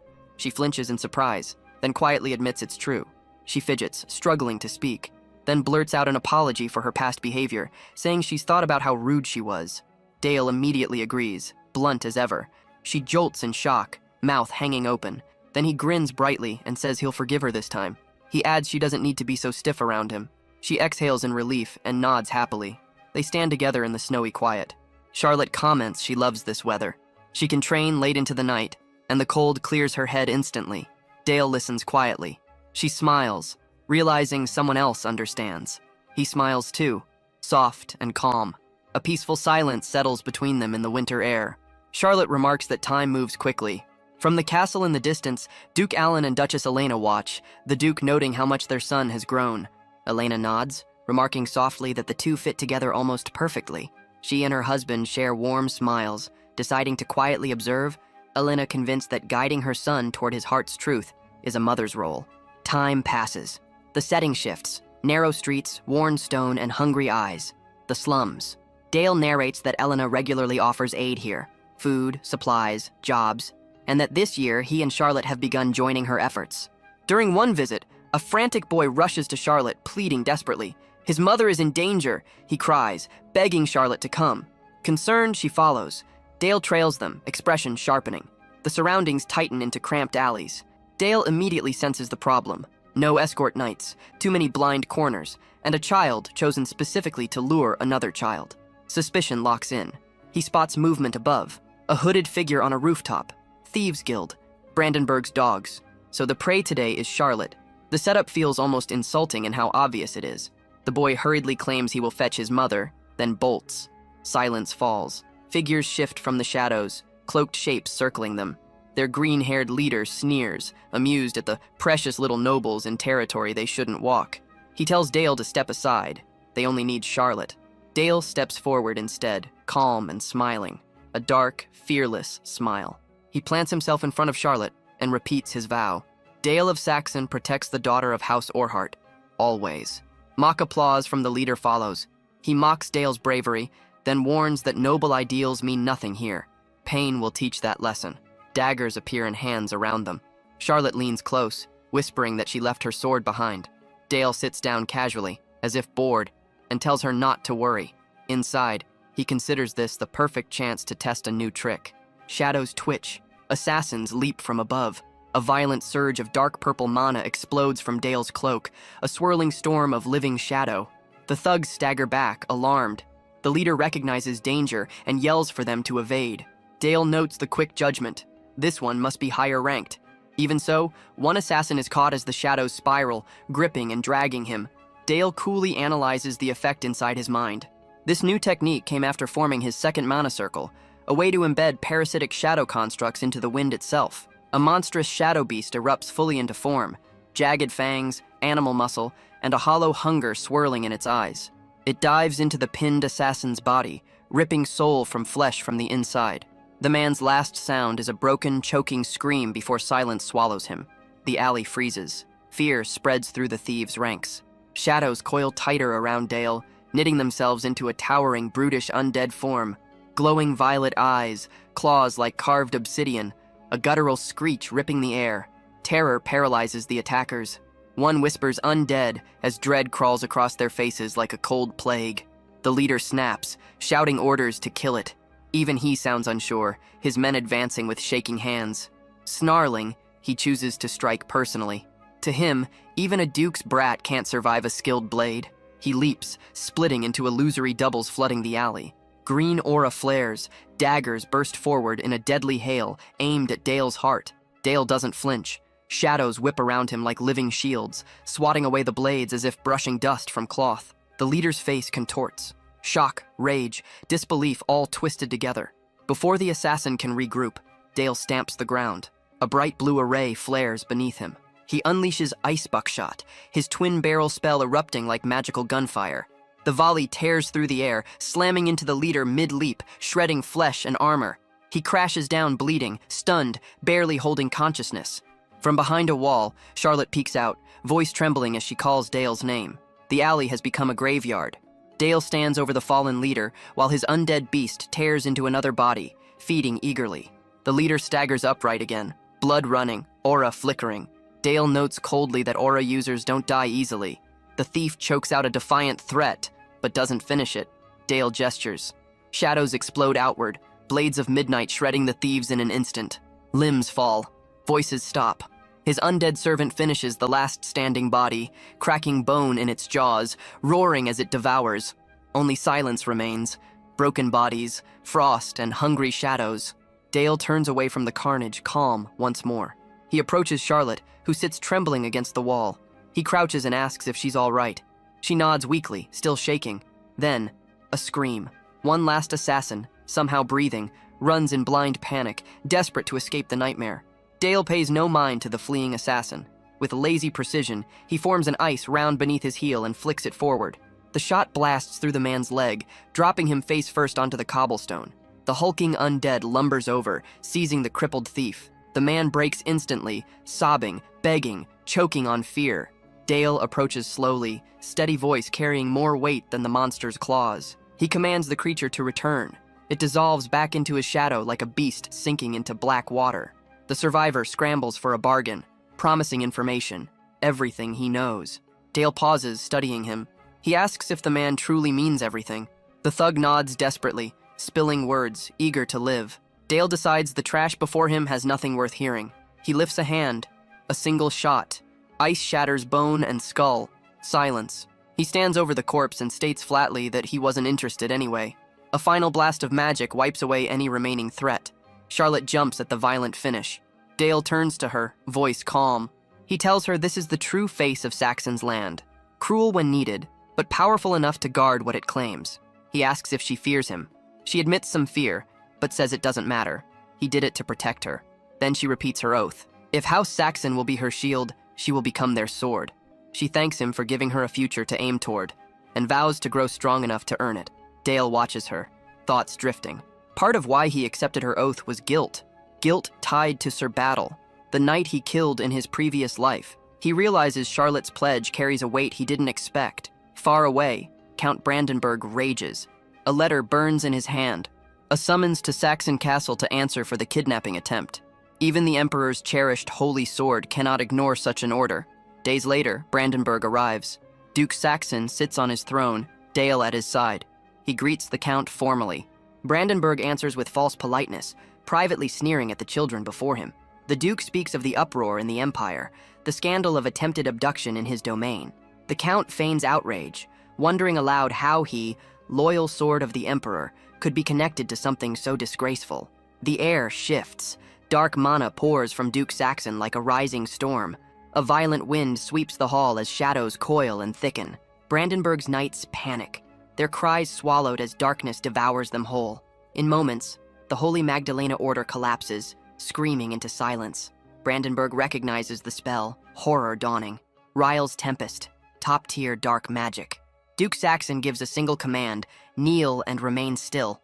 Brandenburg snarls in fury, just moments before the storm closes in. He sits unfazed on his throne.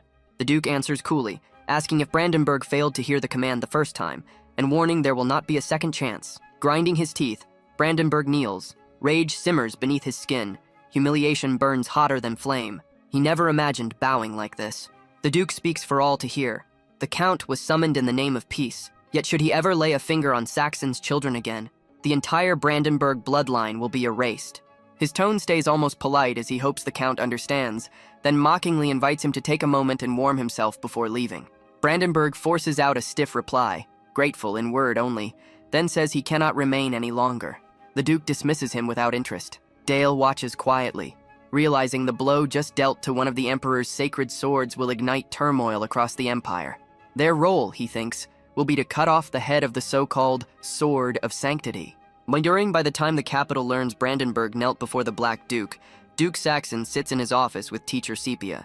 He gestures to the corpses on the floor, the remains of the thieves who attacked Dale. He states plainly that Dale killed them. Sepia stares at the bodies, tension tightening her expression. She wonders aloud if her guidance warped him. The Duke insists otherwise, saying her knowledge is needed to channel Dale's potential. He offers her the role of chief advisor to House Saxon. The weight of the offer hits her. It means taking the Saxon crest as her own. He continues, Dale trusts her more than anyone, and shaping him is beyond his power alone. Sepia accepts, understanding that reading Dale's heart and motives is now her responsibility, and the fate of the realm may depend on it. Time rolls forward to Dale's 10th birthday. A glittering banquet hall shines with chandeliers and gilded banners. For the first time, nobles from the Emperor's camp attend. Among them stands Marquis Ulysses, the Crimson Lord, greeting young Lord Dale with courtly words and a practiced smile. Around them, nobles praise the feast, praising Saxon wealth. Dale quietly studies the guests. These are the Imperial Corps, the backbone of the Emperor's faction. Their presence signals a warning. The throne is watching.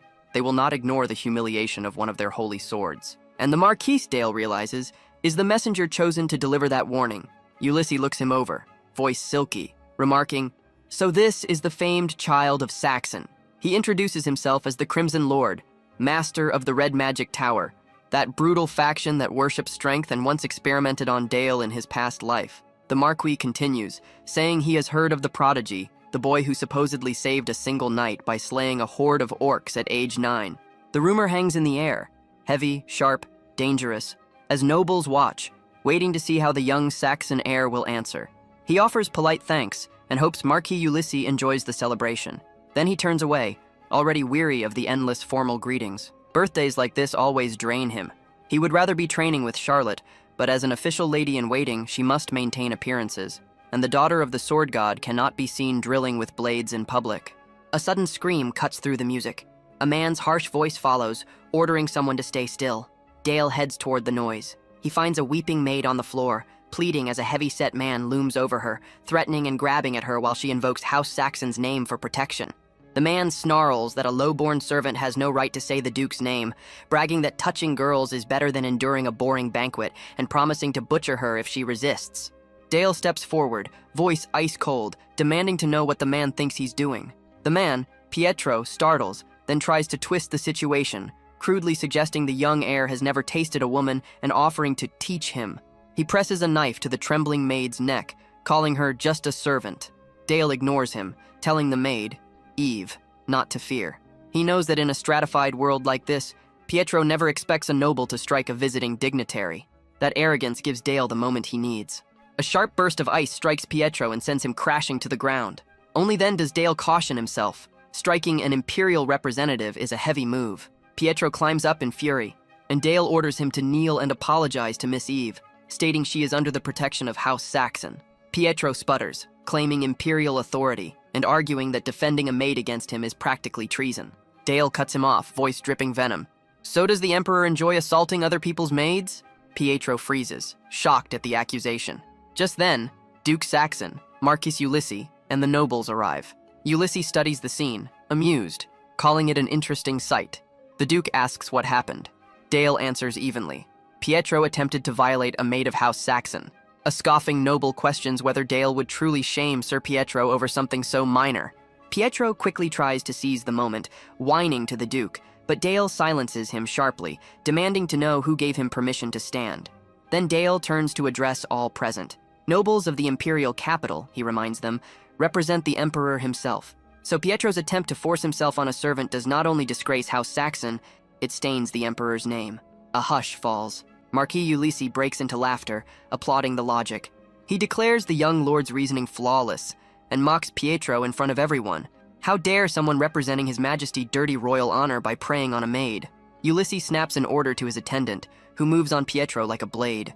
Pietro screams for mercy as fire erupts across his body, flesh sizzling under the Crimson Lord's attack.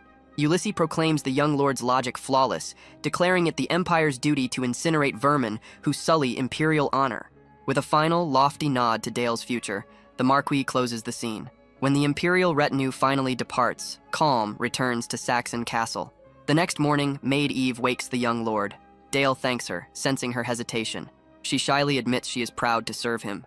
He notes the awkward deference. He has lived in this world long enough to know what the Saxon name carries, and steels himself to use every tool at his disposal against the Empire. Later, the Duke summons him to the study, remarking that Dale's recent behavior has been unusual.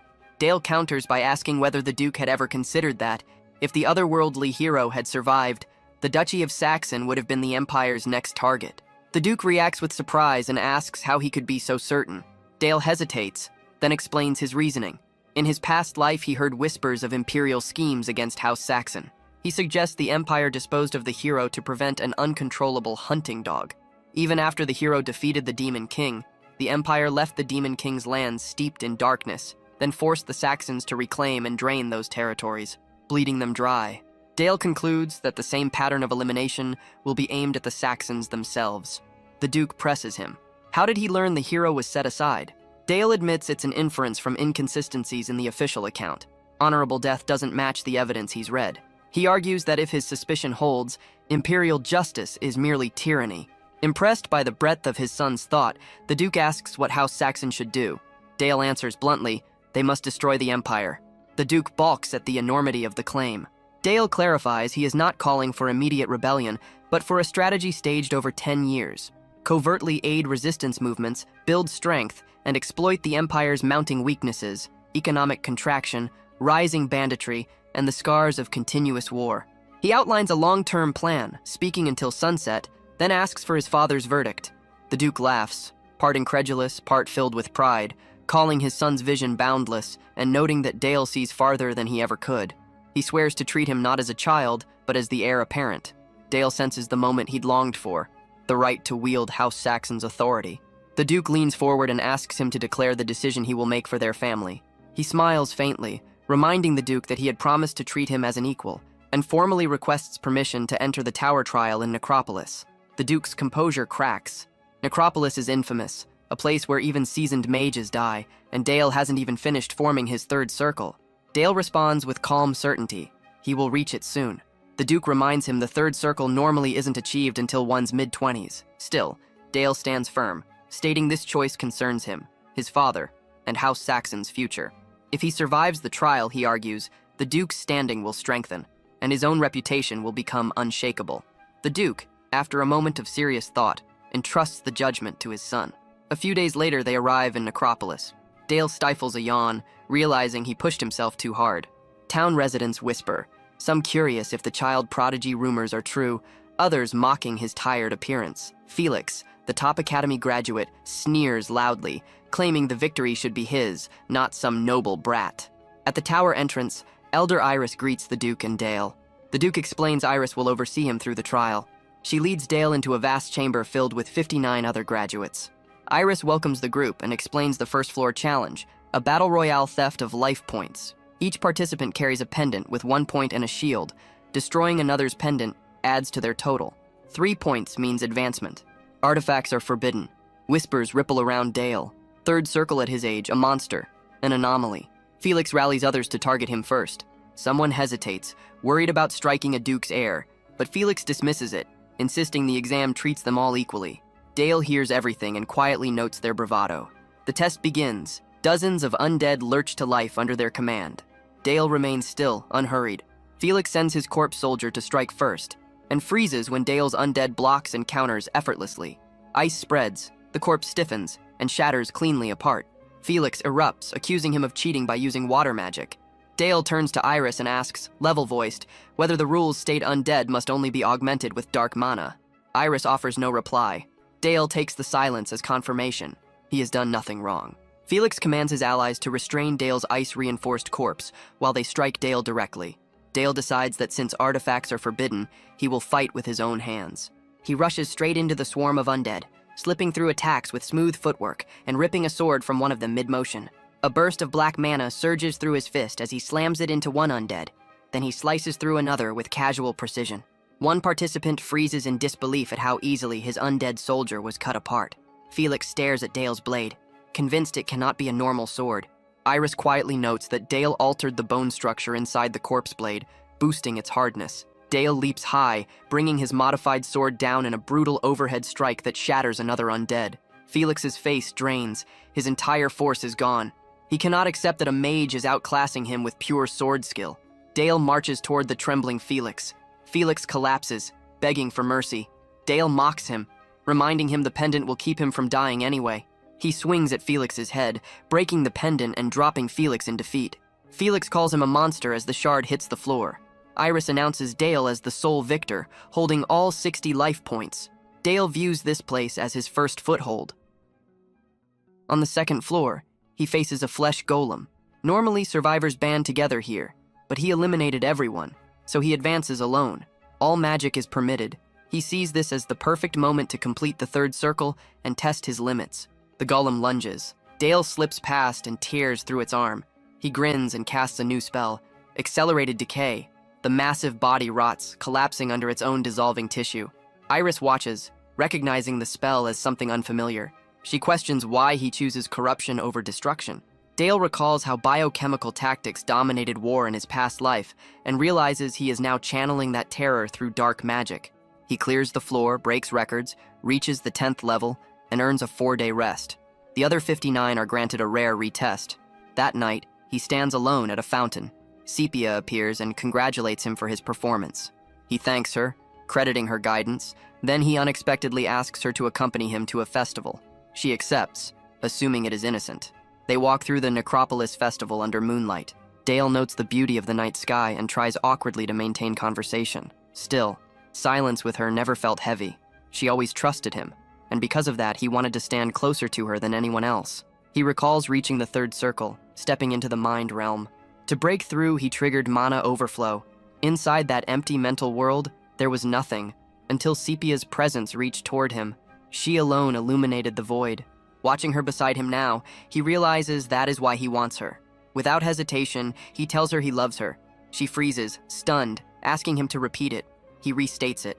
She hugs him gently, saying she is also very fond of him. Days later, on the morning of the 11th floor trial, Dale notes nothing has changed between them. He assumes she must think it was only childish admiration. With that idea pushed aside, he locked his mind on the challenge ahead. Eris laid out the rules. A single magical duel, 1 against 1, with the victor earning passage to the 12th floor. Dale stood opposite Elbert Rosenheim, a third circle master who made it clear through his actions and attitude that mercy would not be given just because Dale was young. Dale quickly assessed the situation. On this floor, his magic was no longer held back. Artifacts were free to be used, which also meant the life point pendant was no longer a sure shield against death. Elbert gathered his mana, fully intending to prove the difference between them. He launched a rain of dark arrows, each one flying straight toward Dale with deadly aim, meant to crush the confidence of a reckless child. Dale showed no panic. He slipped past the attacks with smooth movements, realizing that Elbert had started too early. Still, no one interfered. Those watching wanted to see what Dale could really do. This place judged only ability, Dale concluded inwardly, while silently blaming Elbert's pride. Irritation twisted Elbert's face as he called forth a swarm of violent shadow spawn, binding them with magic that demanded complete obedience. Dale observed the display with clear disinterest. It felt excessive, though he admitted that Elbert's control was beyond that of the weaker opponents he had beaten before. The undead rushed him, but Dale avoided them with ease. Each failure only deepened Elbert's frustration. Elbert grew desperate, convinced that dodging alone could not bring victory, and forced one of his creations into a self-destructive attack, certain the end was near. Then Dale disappeared. Elbert turned in confusion, unable to track where or when it happened. Before he could react, Dale emerged at his back, calm and mocking in posture. Dale revealed a spectral state drawn from the cloak of shadows, making it clear that the real fight had only begun. Around him, nearby shadow beings awakened, stirred by hunger and movement. Dale allowed them to act, restraining them just enough to prevent chaos. They swarmed Elbert in an instant. His screams echoed as the shadows overwhelmed him. When it ended, Dale recalled the creatures, leaving Elbert collapsed and unconscious on the ground. Eris announced Dale as the winner of the first round. When the next opponent was called, that contestant chose to withdraw, valuing survival over pride. From then on, most challengers followed the same path. Dale advanced again and again, without lifting a hand, fighting only once more before moving on. With every trial, he sharpened his control over his 3 magic circles, defeating each floor guardian in steady order as he climbed. Upon reaching the 20th floor, a true threat finally appeared. The Headless Knight stepped forth, a guardian personally crafted by an elder of the Black Tower. Its presence alone carried crushing pressure, unlike anything Dale had faced before. Whispers spread among the observers. Even for someone as gifted as Dale, this foe looked like a real wall. Dale simply gave a faint smile. In his mind, an easy path would only have been boring. The battle began, and the crowd fell into shocked silence. In an abrupt reversal, the Headless Knight dropped to its knees before Dale. Without raising his voice or showing emotion, Dale ordered its end. The Guardian responded at once, turning its own weapon on itself and driving it through its chest, collapsing into ruin. Dale observed the result in silence. The loyalty shown was abnormal. A Guardian abandoning its duty to obey him instead of its true creator was not something that should happen. The display was impressive, but it also crossed a line. He realized he had overreached. Forcing a construct to turn against a Black Tower elder was not power meant to be revealed so openly. Having confirmed his strength, Dale chose to withdraw. As he headed for the exit, confusion spread among the onlookers. They questioned why he would stop instead of climbing higher. Dale considered this calmly. Even if he advanced, there was a limit he could not pass. Beyond that point, the path no longer belonged to monsters or trials, but to something entirely different, a realm outside reason. With that decision, Dale's trial came to an end. His conclusion marked the closing of the tower trials themselves. Upon returning, The Tower Master and his son were met with a full military salute. Mages of every rank within the Black Tower, from noble bloodlines to the elders, lowered their heads before Duke Alan Saxon and Dale. Dale's achievements became the spark for a slow unification of the northern lands under House Saxon. Knights rallied under his name, fighting with renewed drive while honoring the Saxon banner. With the Tower trial finished, Dale received new orders from his father to lead a campaign against an orc horde. Despite his age, the burden of command was not questioned. His authority as the true heir of the Black Duke was already accepted. Step by step, Dale strengthened control over the northern territories. When he reported back, he stated that 145 orcs had been slain. When asked about losses, he confirmed that only 3 soldiers suffered minor injuries, with no deaths. When the matter of magical protection came up, Dale denied using it. The outcome, he explained, was the result of pure sword skill passed down through House Saxon. The Duke showed clear approval, praising his son without restraint. Sir Helmet, who had watched Dale lead, noted that the young lord now moved like someone already used to commanding a force the size of a full regiment. Dale gave credit to Helmet's guidance, earning acknowledgement from the veteran knight. Helmet pointed out that Dale had absorbed strategy, tactics, swordplay, and the flow of battle itself, stating that a true territorial war was only a matter of time for him. Dale's thoughts lingered on that future conflict. The idea of a domain war did not trouble him. If anything, it stirred anticipation. The scene shifted to Dale training alongside Charlotte. She rushed at him without hesitation, their blades colliding in fast, sharp exchanges, each strike clean and controlled. After the sparring ended, Dale stated that her technique had improved a little. Charlotte reacted with clear irritation, snapping at him for commenting as if it were his place. Dale wondered if he had pushed his teasing too far. She pointed out that he had already reached the 3rd circle and cleared the 20th floor of the Tower trial, drawing praise from everywhere, and questioned whether he was not already tired of being admired. Dale brushed it off and encouraged her, telling her that her strength would continue to grow. He admitted her talent openly, noting that despite being only 10, her ability stood out. Charlotte lashed back, demanding that he stop treating her like a child. Dale answered with an easy smile, remarking that she still was one. She countered immediately that he was no different. Dale laughed it away, claiming that his mind was already that of an adult thanks to memories from a past life. Later, Sir Helmet resumed instruction with Dale and introduced the hammer and anvil tactic. He laid out how cavalry struck and shattered the enemy's flank, while infantry held the line, trapping the opponent in place, just like metal being crushed against an anvil. Dale pointed out that the tactic relied entirely on the strength of the Black Cavalry, thinking that the core rules of war had never truly changed, no matter the era. He then asked about Charlotte's progress. Helmet confirmed that her training was solid, though she was still far from his own level. Her fundamentals were settling into place, and she would soon move on to aura control and the sword style of House Saxon. Still, Helmet raised a concern. Before he could expand, Dale guessed the issue himself, realizing it was about whether Charlotte's natural style would fit with the family's techniques. The narration clarified that just as mages refined mana through circles, knights shaped it into aura. And much like mages built towers, knights formed orders to protect and pass down their sword arts. The Black Cavalry of House Saxon, tied to the Knight Raven Order, focused on direct power and crushing force. Charlotte's approach favored speed and movement instead. She might one day reach the level of the 7 swords, but she would never attain the first sword, the highest position among them, once held by her father. Helmet regretted that the Sword of Blossom style had been lost with the fall of the Night Kingdom. That thought left Dale wondering whether the technique was truly gone, or simply hidden. As Dale continued strengthening his name through harsh training and constant monster hunts, the moment came for his growth to be tested.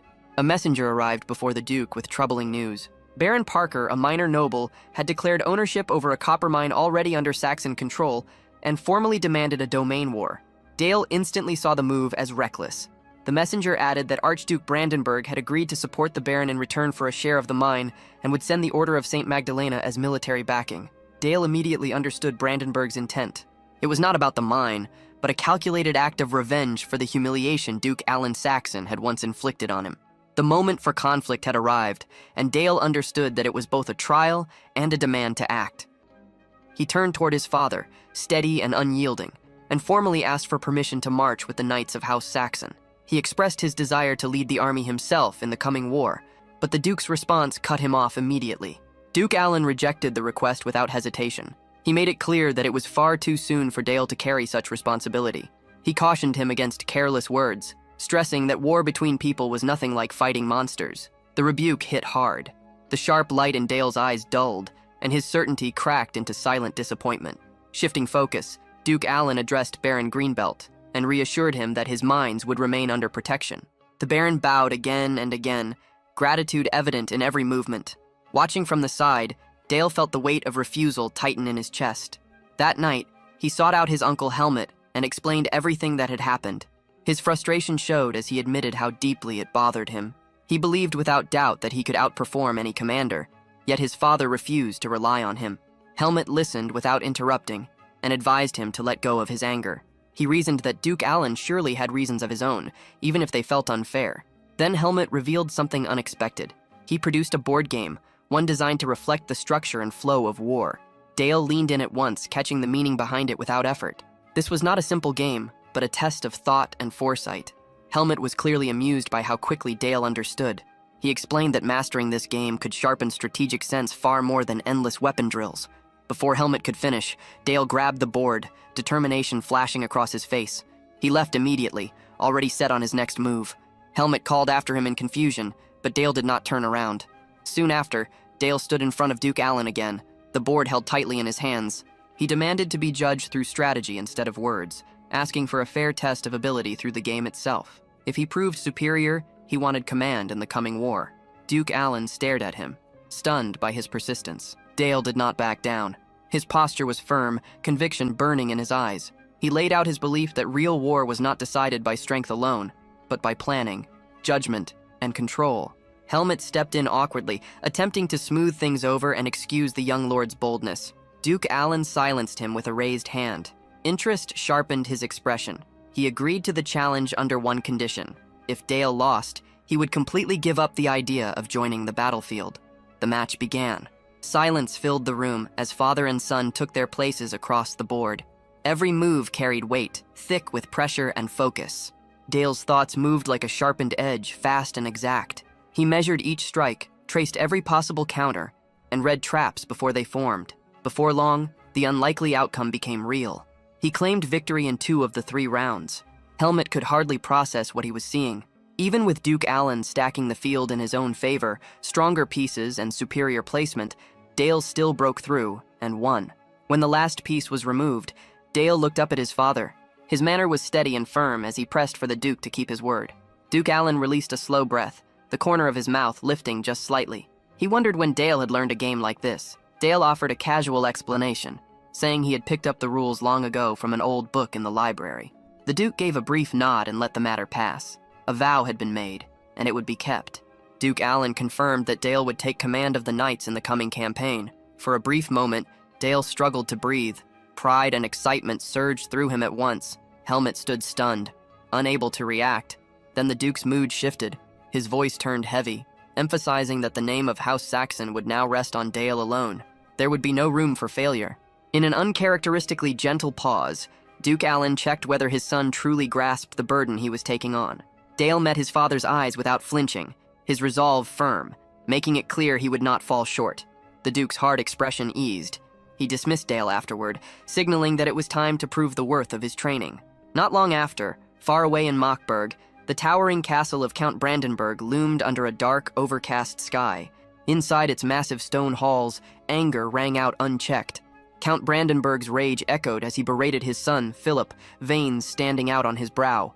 He accused him of drinking again and wasting time among the slums, his fury growing louder by the second.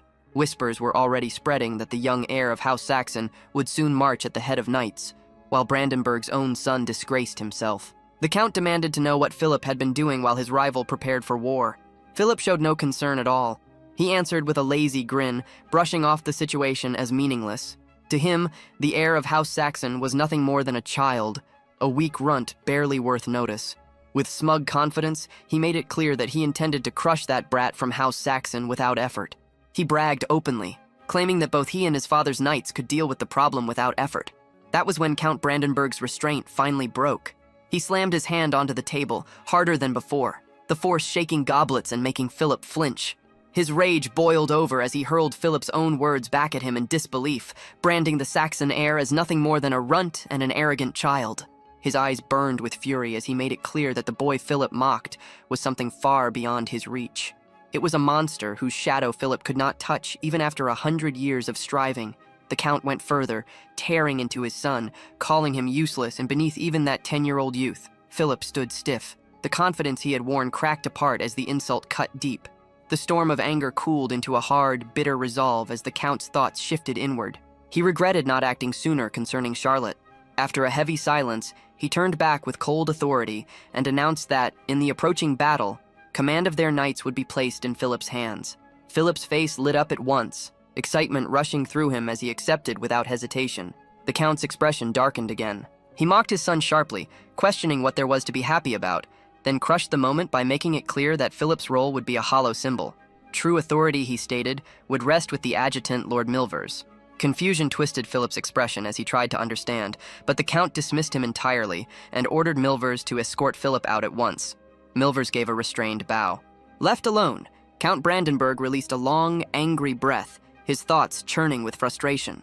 Given the choice, he would have led the troops himself, yet striking down a child with full force would drag his name through the dirt.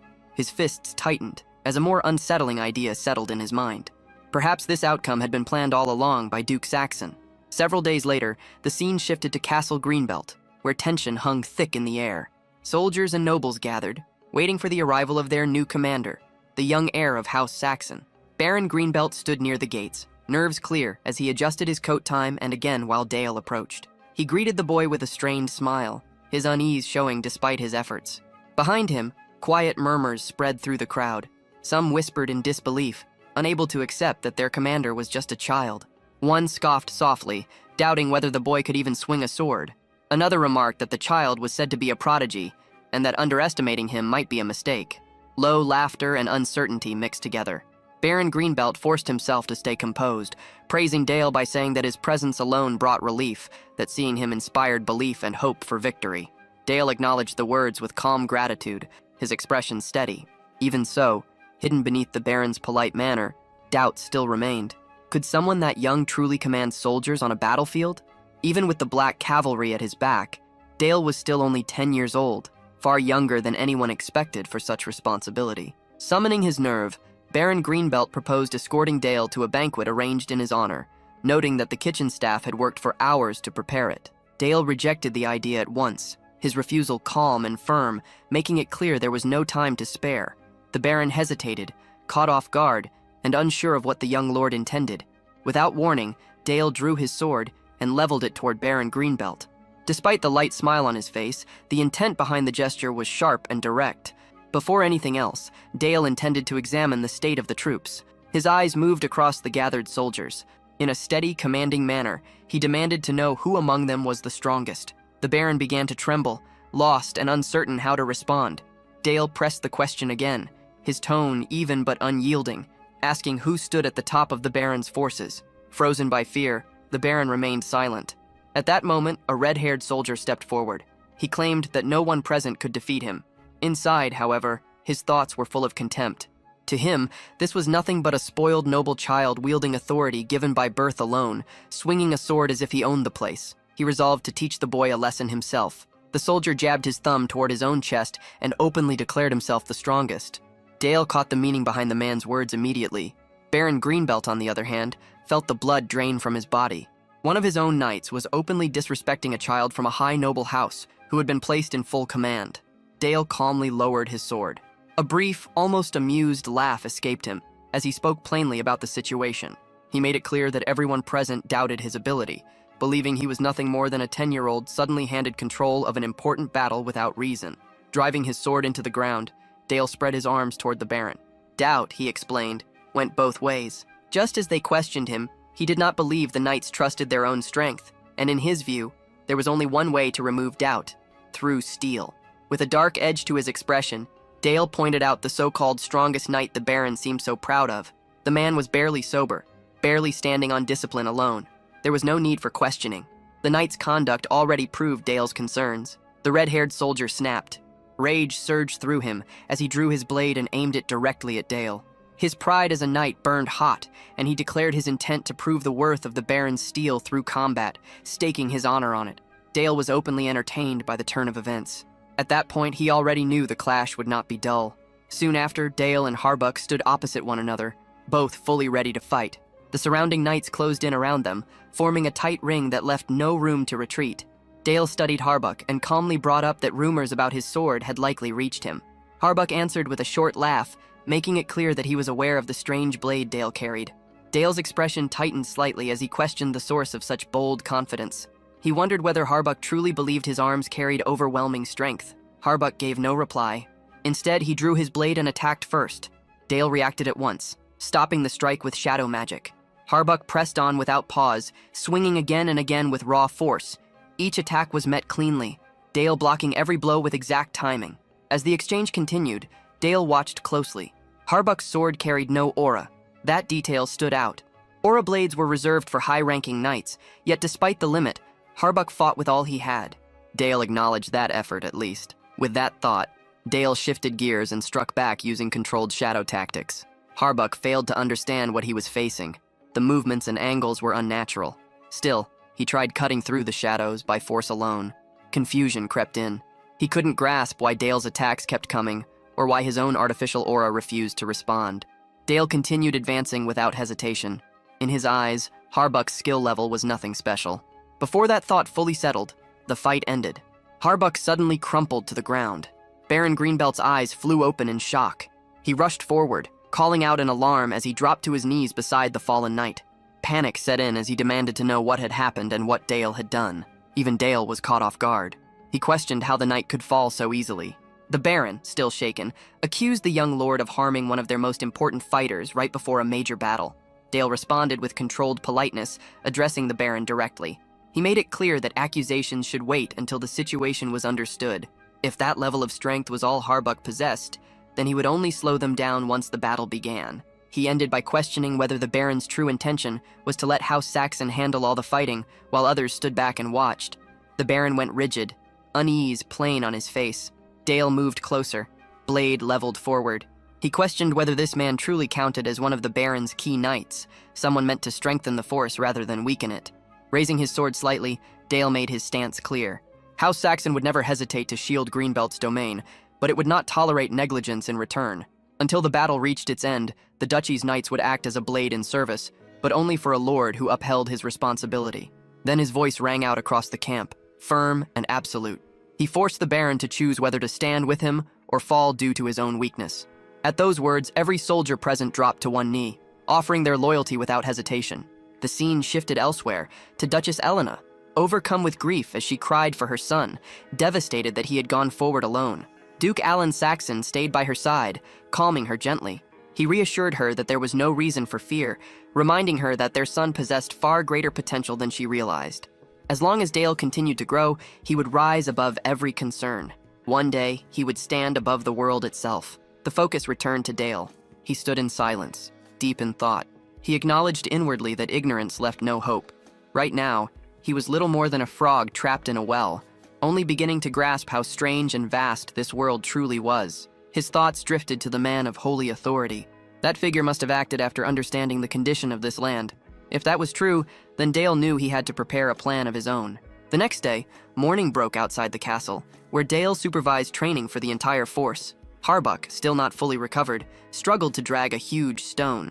Before long, his strength gave out and he collapsed in exhaustion. Another knight urged him to continue, but Harbuck had already reached his limit. Dale watched from a raised platform nearby, shaped almost like a throne. Sir Bale stood at his right side, respectful and still. On the other side, a knight harshly berated Harbuck for failing such basic training. Harbuck attempted to defend himself, but the scolding knight refused to hear it. Dale turned his attention to Sir Bale and pointed out calmly that nothing was being done to stop this. Sir Bale gave a slight bow in response. Dale then stated that Baron Greenbelt's knight needed to be informed. Dale made it clear that everything, beginning with basic stamina training, showed they were entirely unfit for real combat. Sir Bale agreed at once. Dale then gave new instructions. A messenger was to be sent into Baron Parker's territory to propose negotiations. Sir Bale reacted with visible surprise at the order. The idea of negotiations at this stage caught him off guard. Dale showed quiet amusement. He had no intention of accepting peace terms that would humiliate them. There was simply someone he wanted to meet before the fighting began. Several days later, a negotiation camp was set up along the tent's border separating the two baronies. Inside one of the central tents, Dale sat calmly in a chair, while his knight remained at his side in silence. Resting his interlocked fingers beneath his chin, Dale examined the situation with focused thought. If events continued on the same path, the Order of St. Magdalena, already strained by a distant campaign and limited supplies, would soon be pushed into a reckless all-or-nothing move. At the same time, Dale understood that Baron Parker's own knights were not an enemy to dismiss lightly. While he was absorbed in these thoughts, his knight informed him that Lord Philip had entered the tent. The moment Dale saw the group, the power structure became obvious. Philip, the eldest son of Count Brandenburg, was little more than a figure on display. The true authority stood with the veteran commander positioned behind him. Philip took a seat, and Dale offered a courteous greeting. Philip answered with a mocking grin, suggesting that the conflict had grown beyond control and that Dale's push for talks was proof of fear. Dale saw through the bait and calmly countered the idea, suggesting that the same fear might be the reason Philip had agreed to come as well. Philip quickly rejected the notion, insisting that fear had nothing to do with his presence. Before he could go further, Dale cut him off and began to clarify his point. Dale made it clear that Philip had never been the one he was speaking to in the first place. His words had been aimed at the real commander standing behind him. Philip, in Dale's eyes, was nothing more than a symbol, placed on the battlefield without any real power. Sir Milvis froze in brief shock. Very few people, even among their own side, knew that Count Brandenburg saw Philip as a failure with no talent. Yet Dale spoke as if this hidden truth was common knowledge. Dale continued, pointing out that Philip should understand better than anyone what it felt like to be distrusted by his own father. Sir Milvis immediately understood what Dale was trying to do. He declared that the talks should end at once, and told Philip there was no reason to remain. Philip, however, was already seething. Dale's remarks had cut deep. Dale pressed further, noting that Philip acted as though he needed approval just to speak. The way he followed a subordinate's lead made him look more like a servant than the heir of a noble house. The insult only fueled Philip's rage. Calm as ever, Dale added that Philip barely resembled the first son of a count, and instead looked like a master being dragged along by his own servant. Sir Milvis tried again to intervene, urging Philip to keep control. He clearly saw Dale's aim: shatter their command structure and break their unity before the battle even began. Philip ignored the warning and lashed out in anger. Dale leaned back with ease, watching their internal collapse with quiet interest. In his mind, Philip was nothing more than a puppet. Dale wondered who truly pulled his strings, the Holy Swordsman or Sir Milvis, since Philip's actions were dictated entirely by others. At that moment, Dale knew the plan had worked. He had never come to bargain. The goal had always been to fracture their chain of command.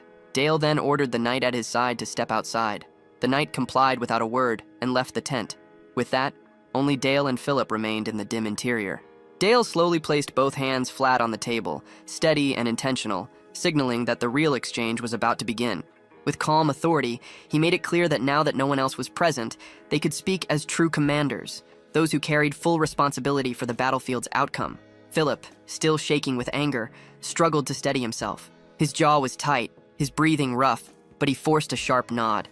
Before he could fully regain control, Sir Milvis attempted one final warning. He reminded Philip of Dale's strategy and urged caution, telling him not to be drawn in by provocation. Philip turned on him with a burning stare, filled with pride and wounded arrogance. He coldly reminded Milvis who held supreme command. The words hit harder than the glare. For a brief moment, the veteran commander felt a chill. No matter Philip's flaws, he was still the son of Count Brandenburg, and dealing with the eldest son of House Saxon now rested solely on Milvis's shoulders. Yet with every passing second, it became clear that Dale had been guiding them from the start. Accepting that the situation was beyond saving, Sir Milvis lowered his head slightly and followed Philip's order without objection. He exited the tent in silence, the fabric falling closed behind him and leaving Philip fully exposed before Dale. Once alone, Dale offered a polite thanks to Lord Philip for agreeing to a private exchange. There was a quiet weight in Dale's tone, less gratitude and more control, as he calmly drew Philip's attention back to the true reason the negotiation had been forced in the first place. Philip, torn between anger and uncertainty, managed to ask whether Dale had any concrete demands, either for continued fighting or for a possible withdrawal. Dale leaned in, planting both hands flat on the table. His voice stayed steady, his expression firm with total confidence. He laid out a single condition. If the Knights of St. Magdalena withdrew from the battlefield at once, House Saxon would see to it that they received all supplies needed for a safe return. Philip's temper snapped almost immediately. He slammed his hands down so hard the table shook, dismissing the proposal as meaningless and accusing Dale of treating a serious matter like a child's game. Dale remained unmoved by the display. Calm and measured, he offered an apology for earlier ridicule, openly admitting that he had provoked Philip on purpose. Then his explanation turned cold and precise. If Philip refused to pull back, once the battle started, thousands of his knights would die. Those who survived would be captured. When word spread, all the blame, shame, and disgrace would land squarely on Philip. Not on Sir Milva's, not on any subordinate, on Philip alone. Dale's face hardened further as he made it clear that such a disaster would not stop there. Even Count Brandenburg's name would suffer, and the honor of their entire house would be dragged through the dirt. The weight of those words settled heavily on Philip, squeezing his chest. For the first time since entering the tent, he fully grasped how severe the outcome could be. Dale pressed on without mercy, stressing that this was Philip's last chance to protect more than his own name. It was his final chance to guard his family's legacy. Philip forced an uneasy, twisted smile. He admitted that Sir Milva's had been right all along. Dale's true goal was to shame him and break his confidence. Dale rested his chin on his folded fingers, answering with quiet control. He claimed he was simply stating facts. This was Philip's final opportunity, and despite the act, Philip did not look nearly as confident as he pretended. Dale ended by laying out one last, brutal truth. If defeat came, responsibility would not fall on Sir Milva's. It would rest entirely on Philip's shoulders as the officially appointed Supreme Commander. Every accusation, every failure, every mark on their reputation would strike Count Brandenburg's eldest son directly. Philip struggled to maintain a stiff, fabricated smile, trying to salvage some dignity. He claimed Dale would not stay calm for long, and that he would prove in front of everyone who truly commanded the battlefield. Dale stayed composed, responding that confidence was fine, as long as Philip could keep it when the next stage began.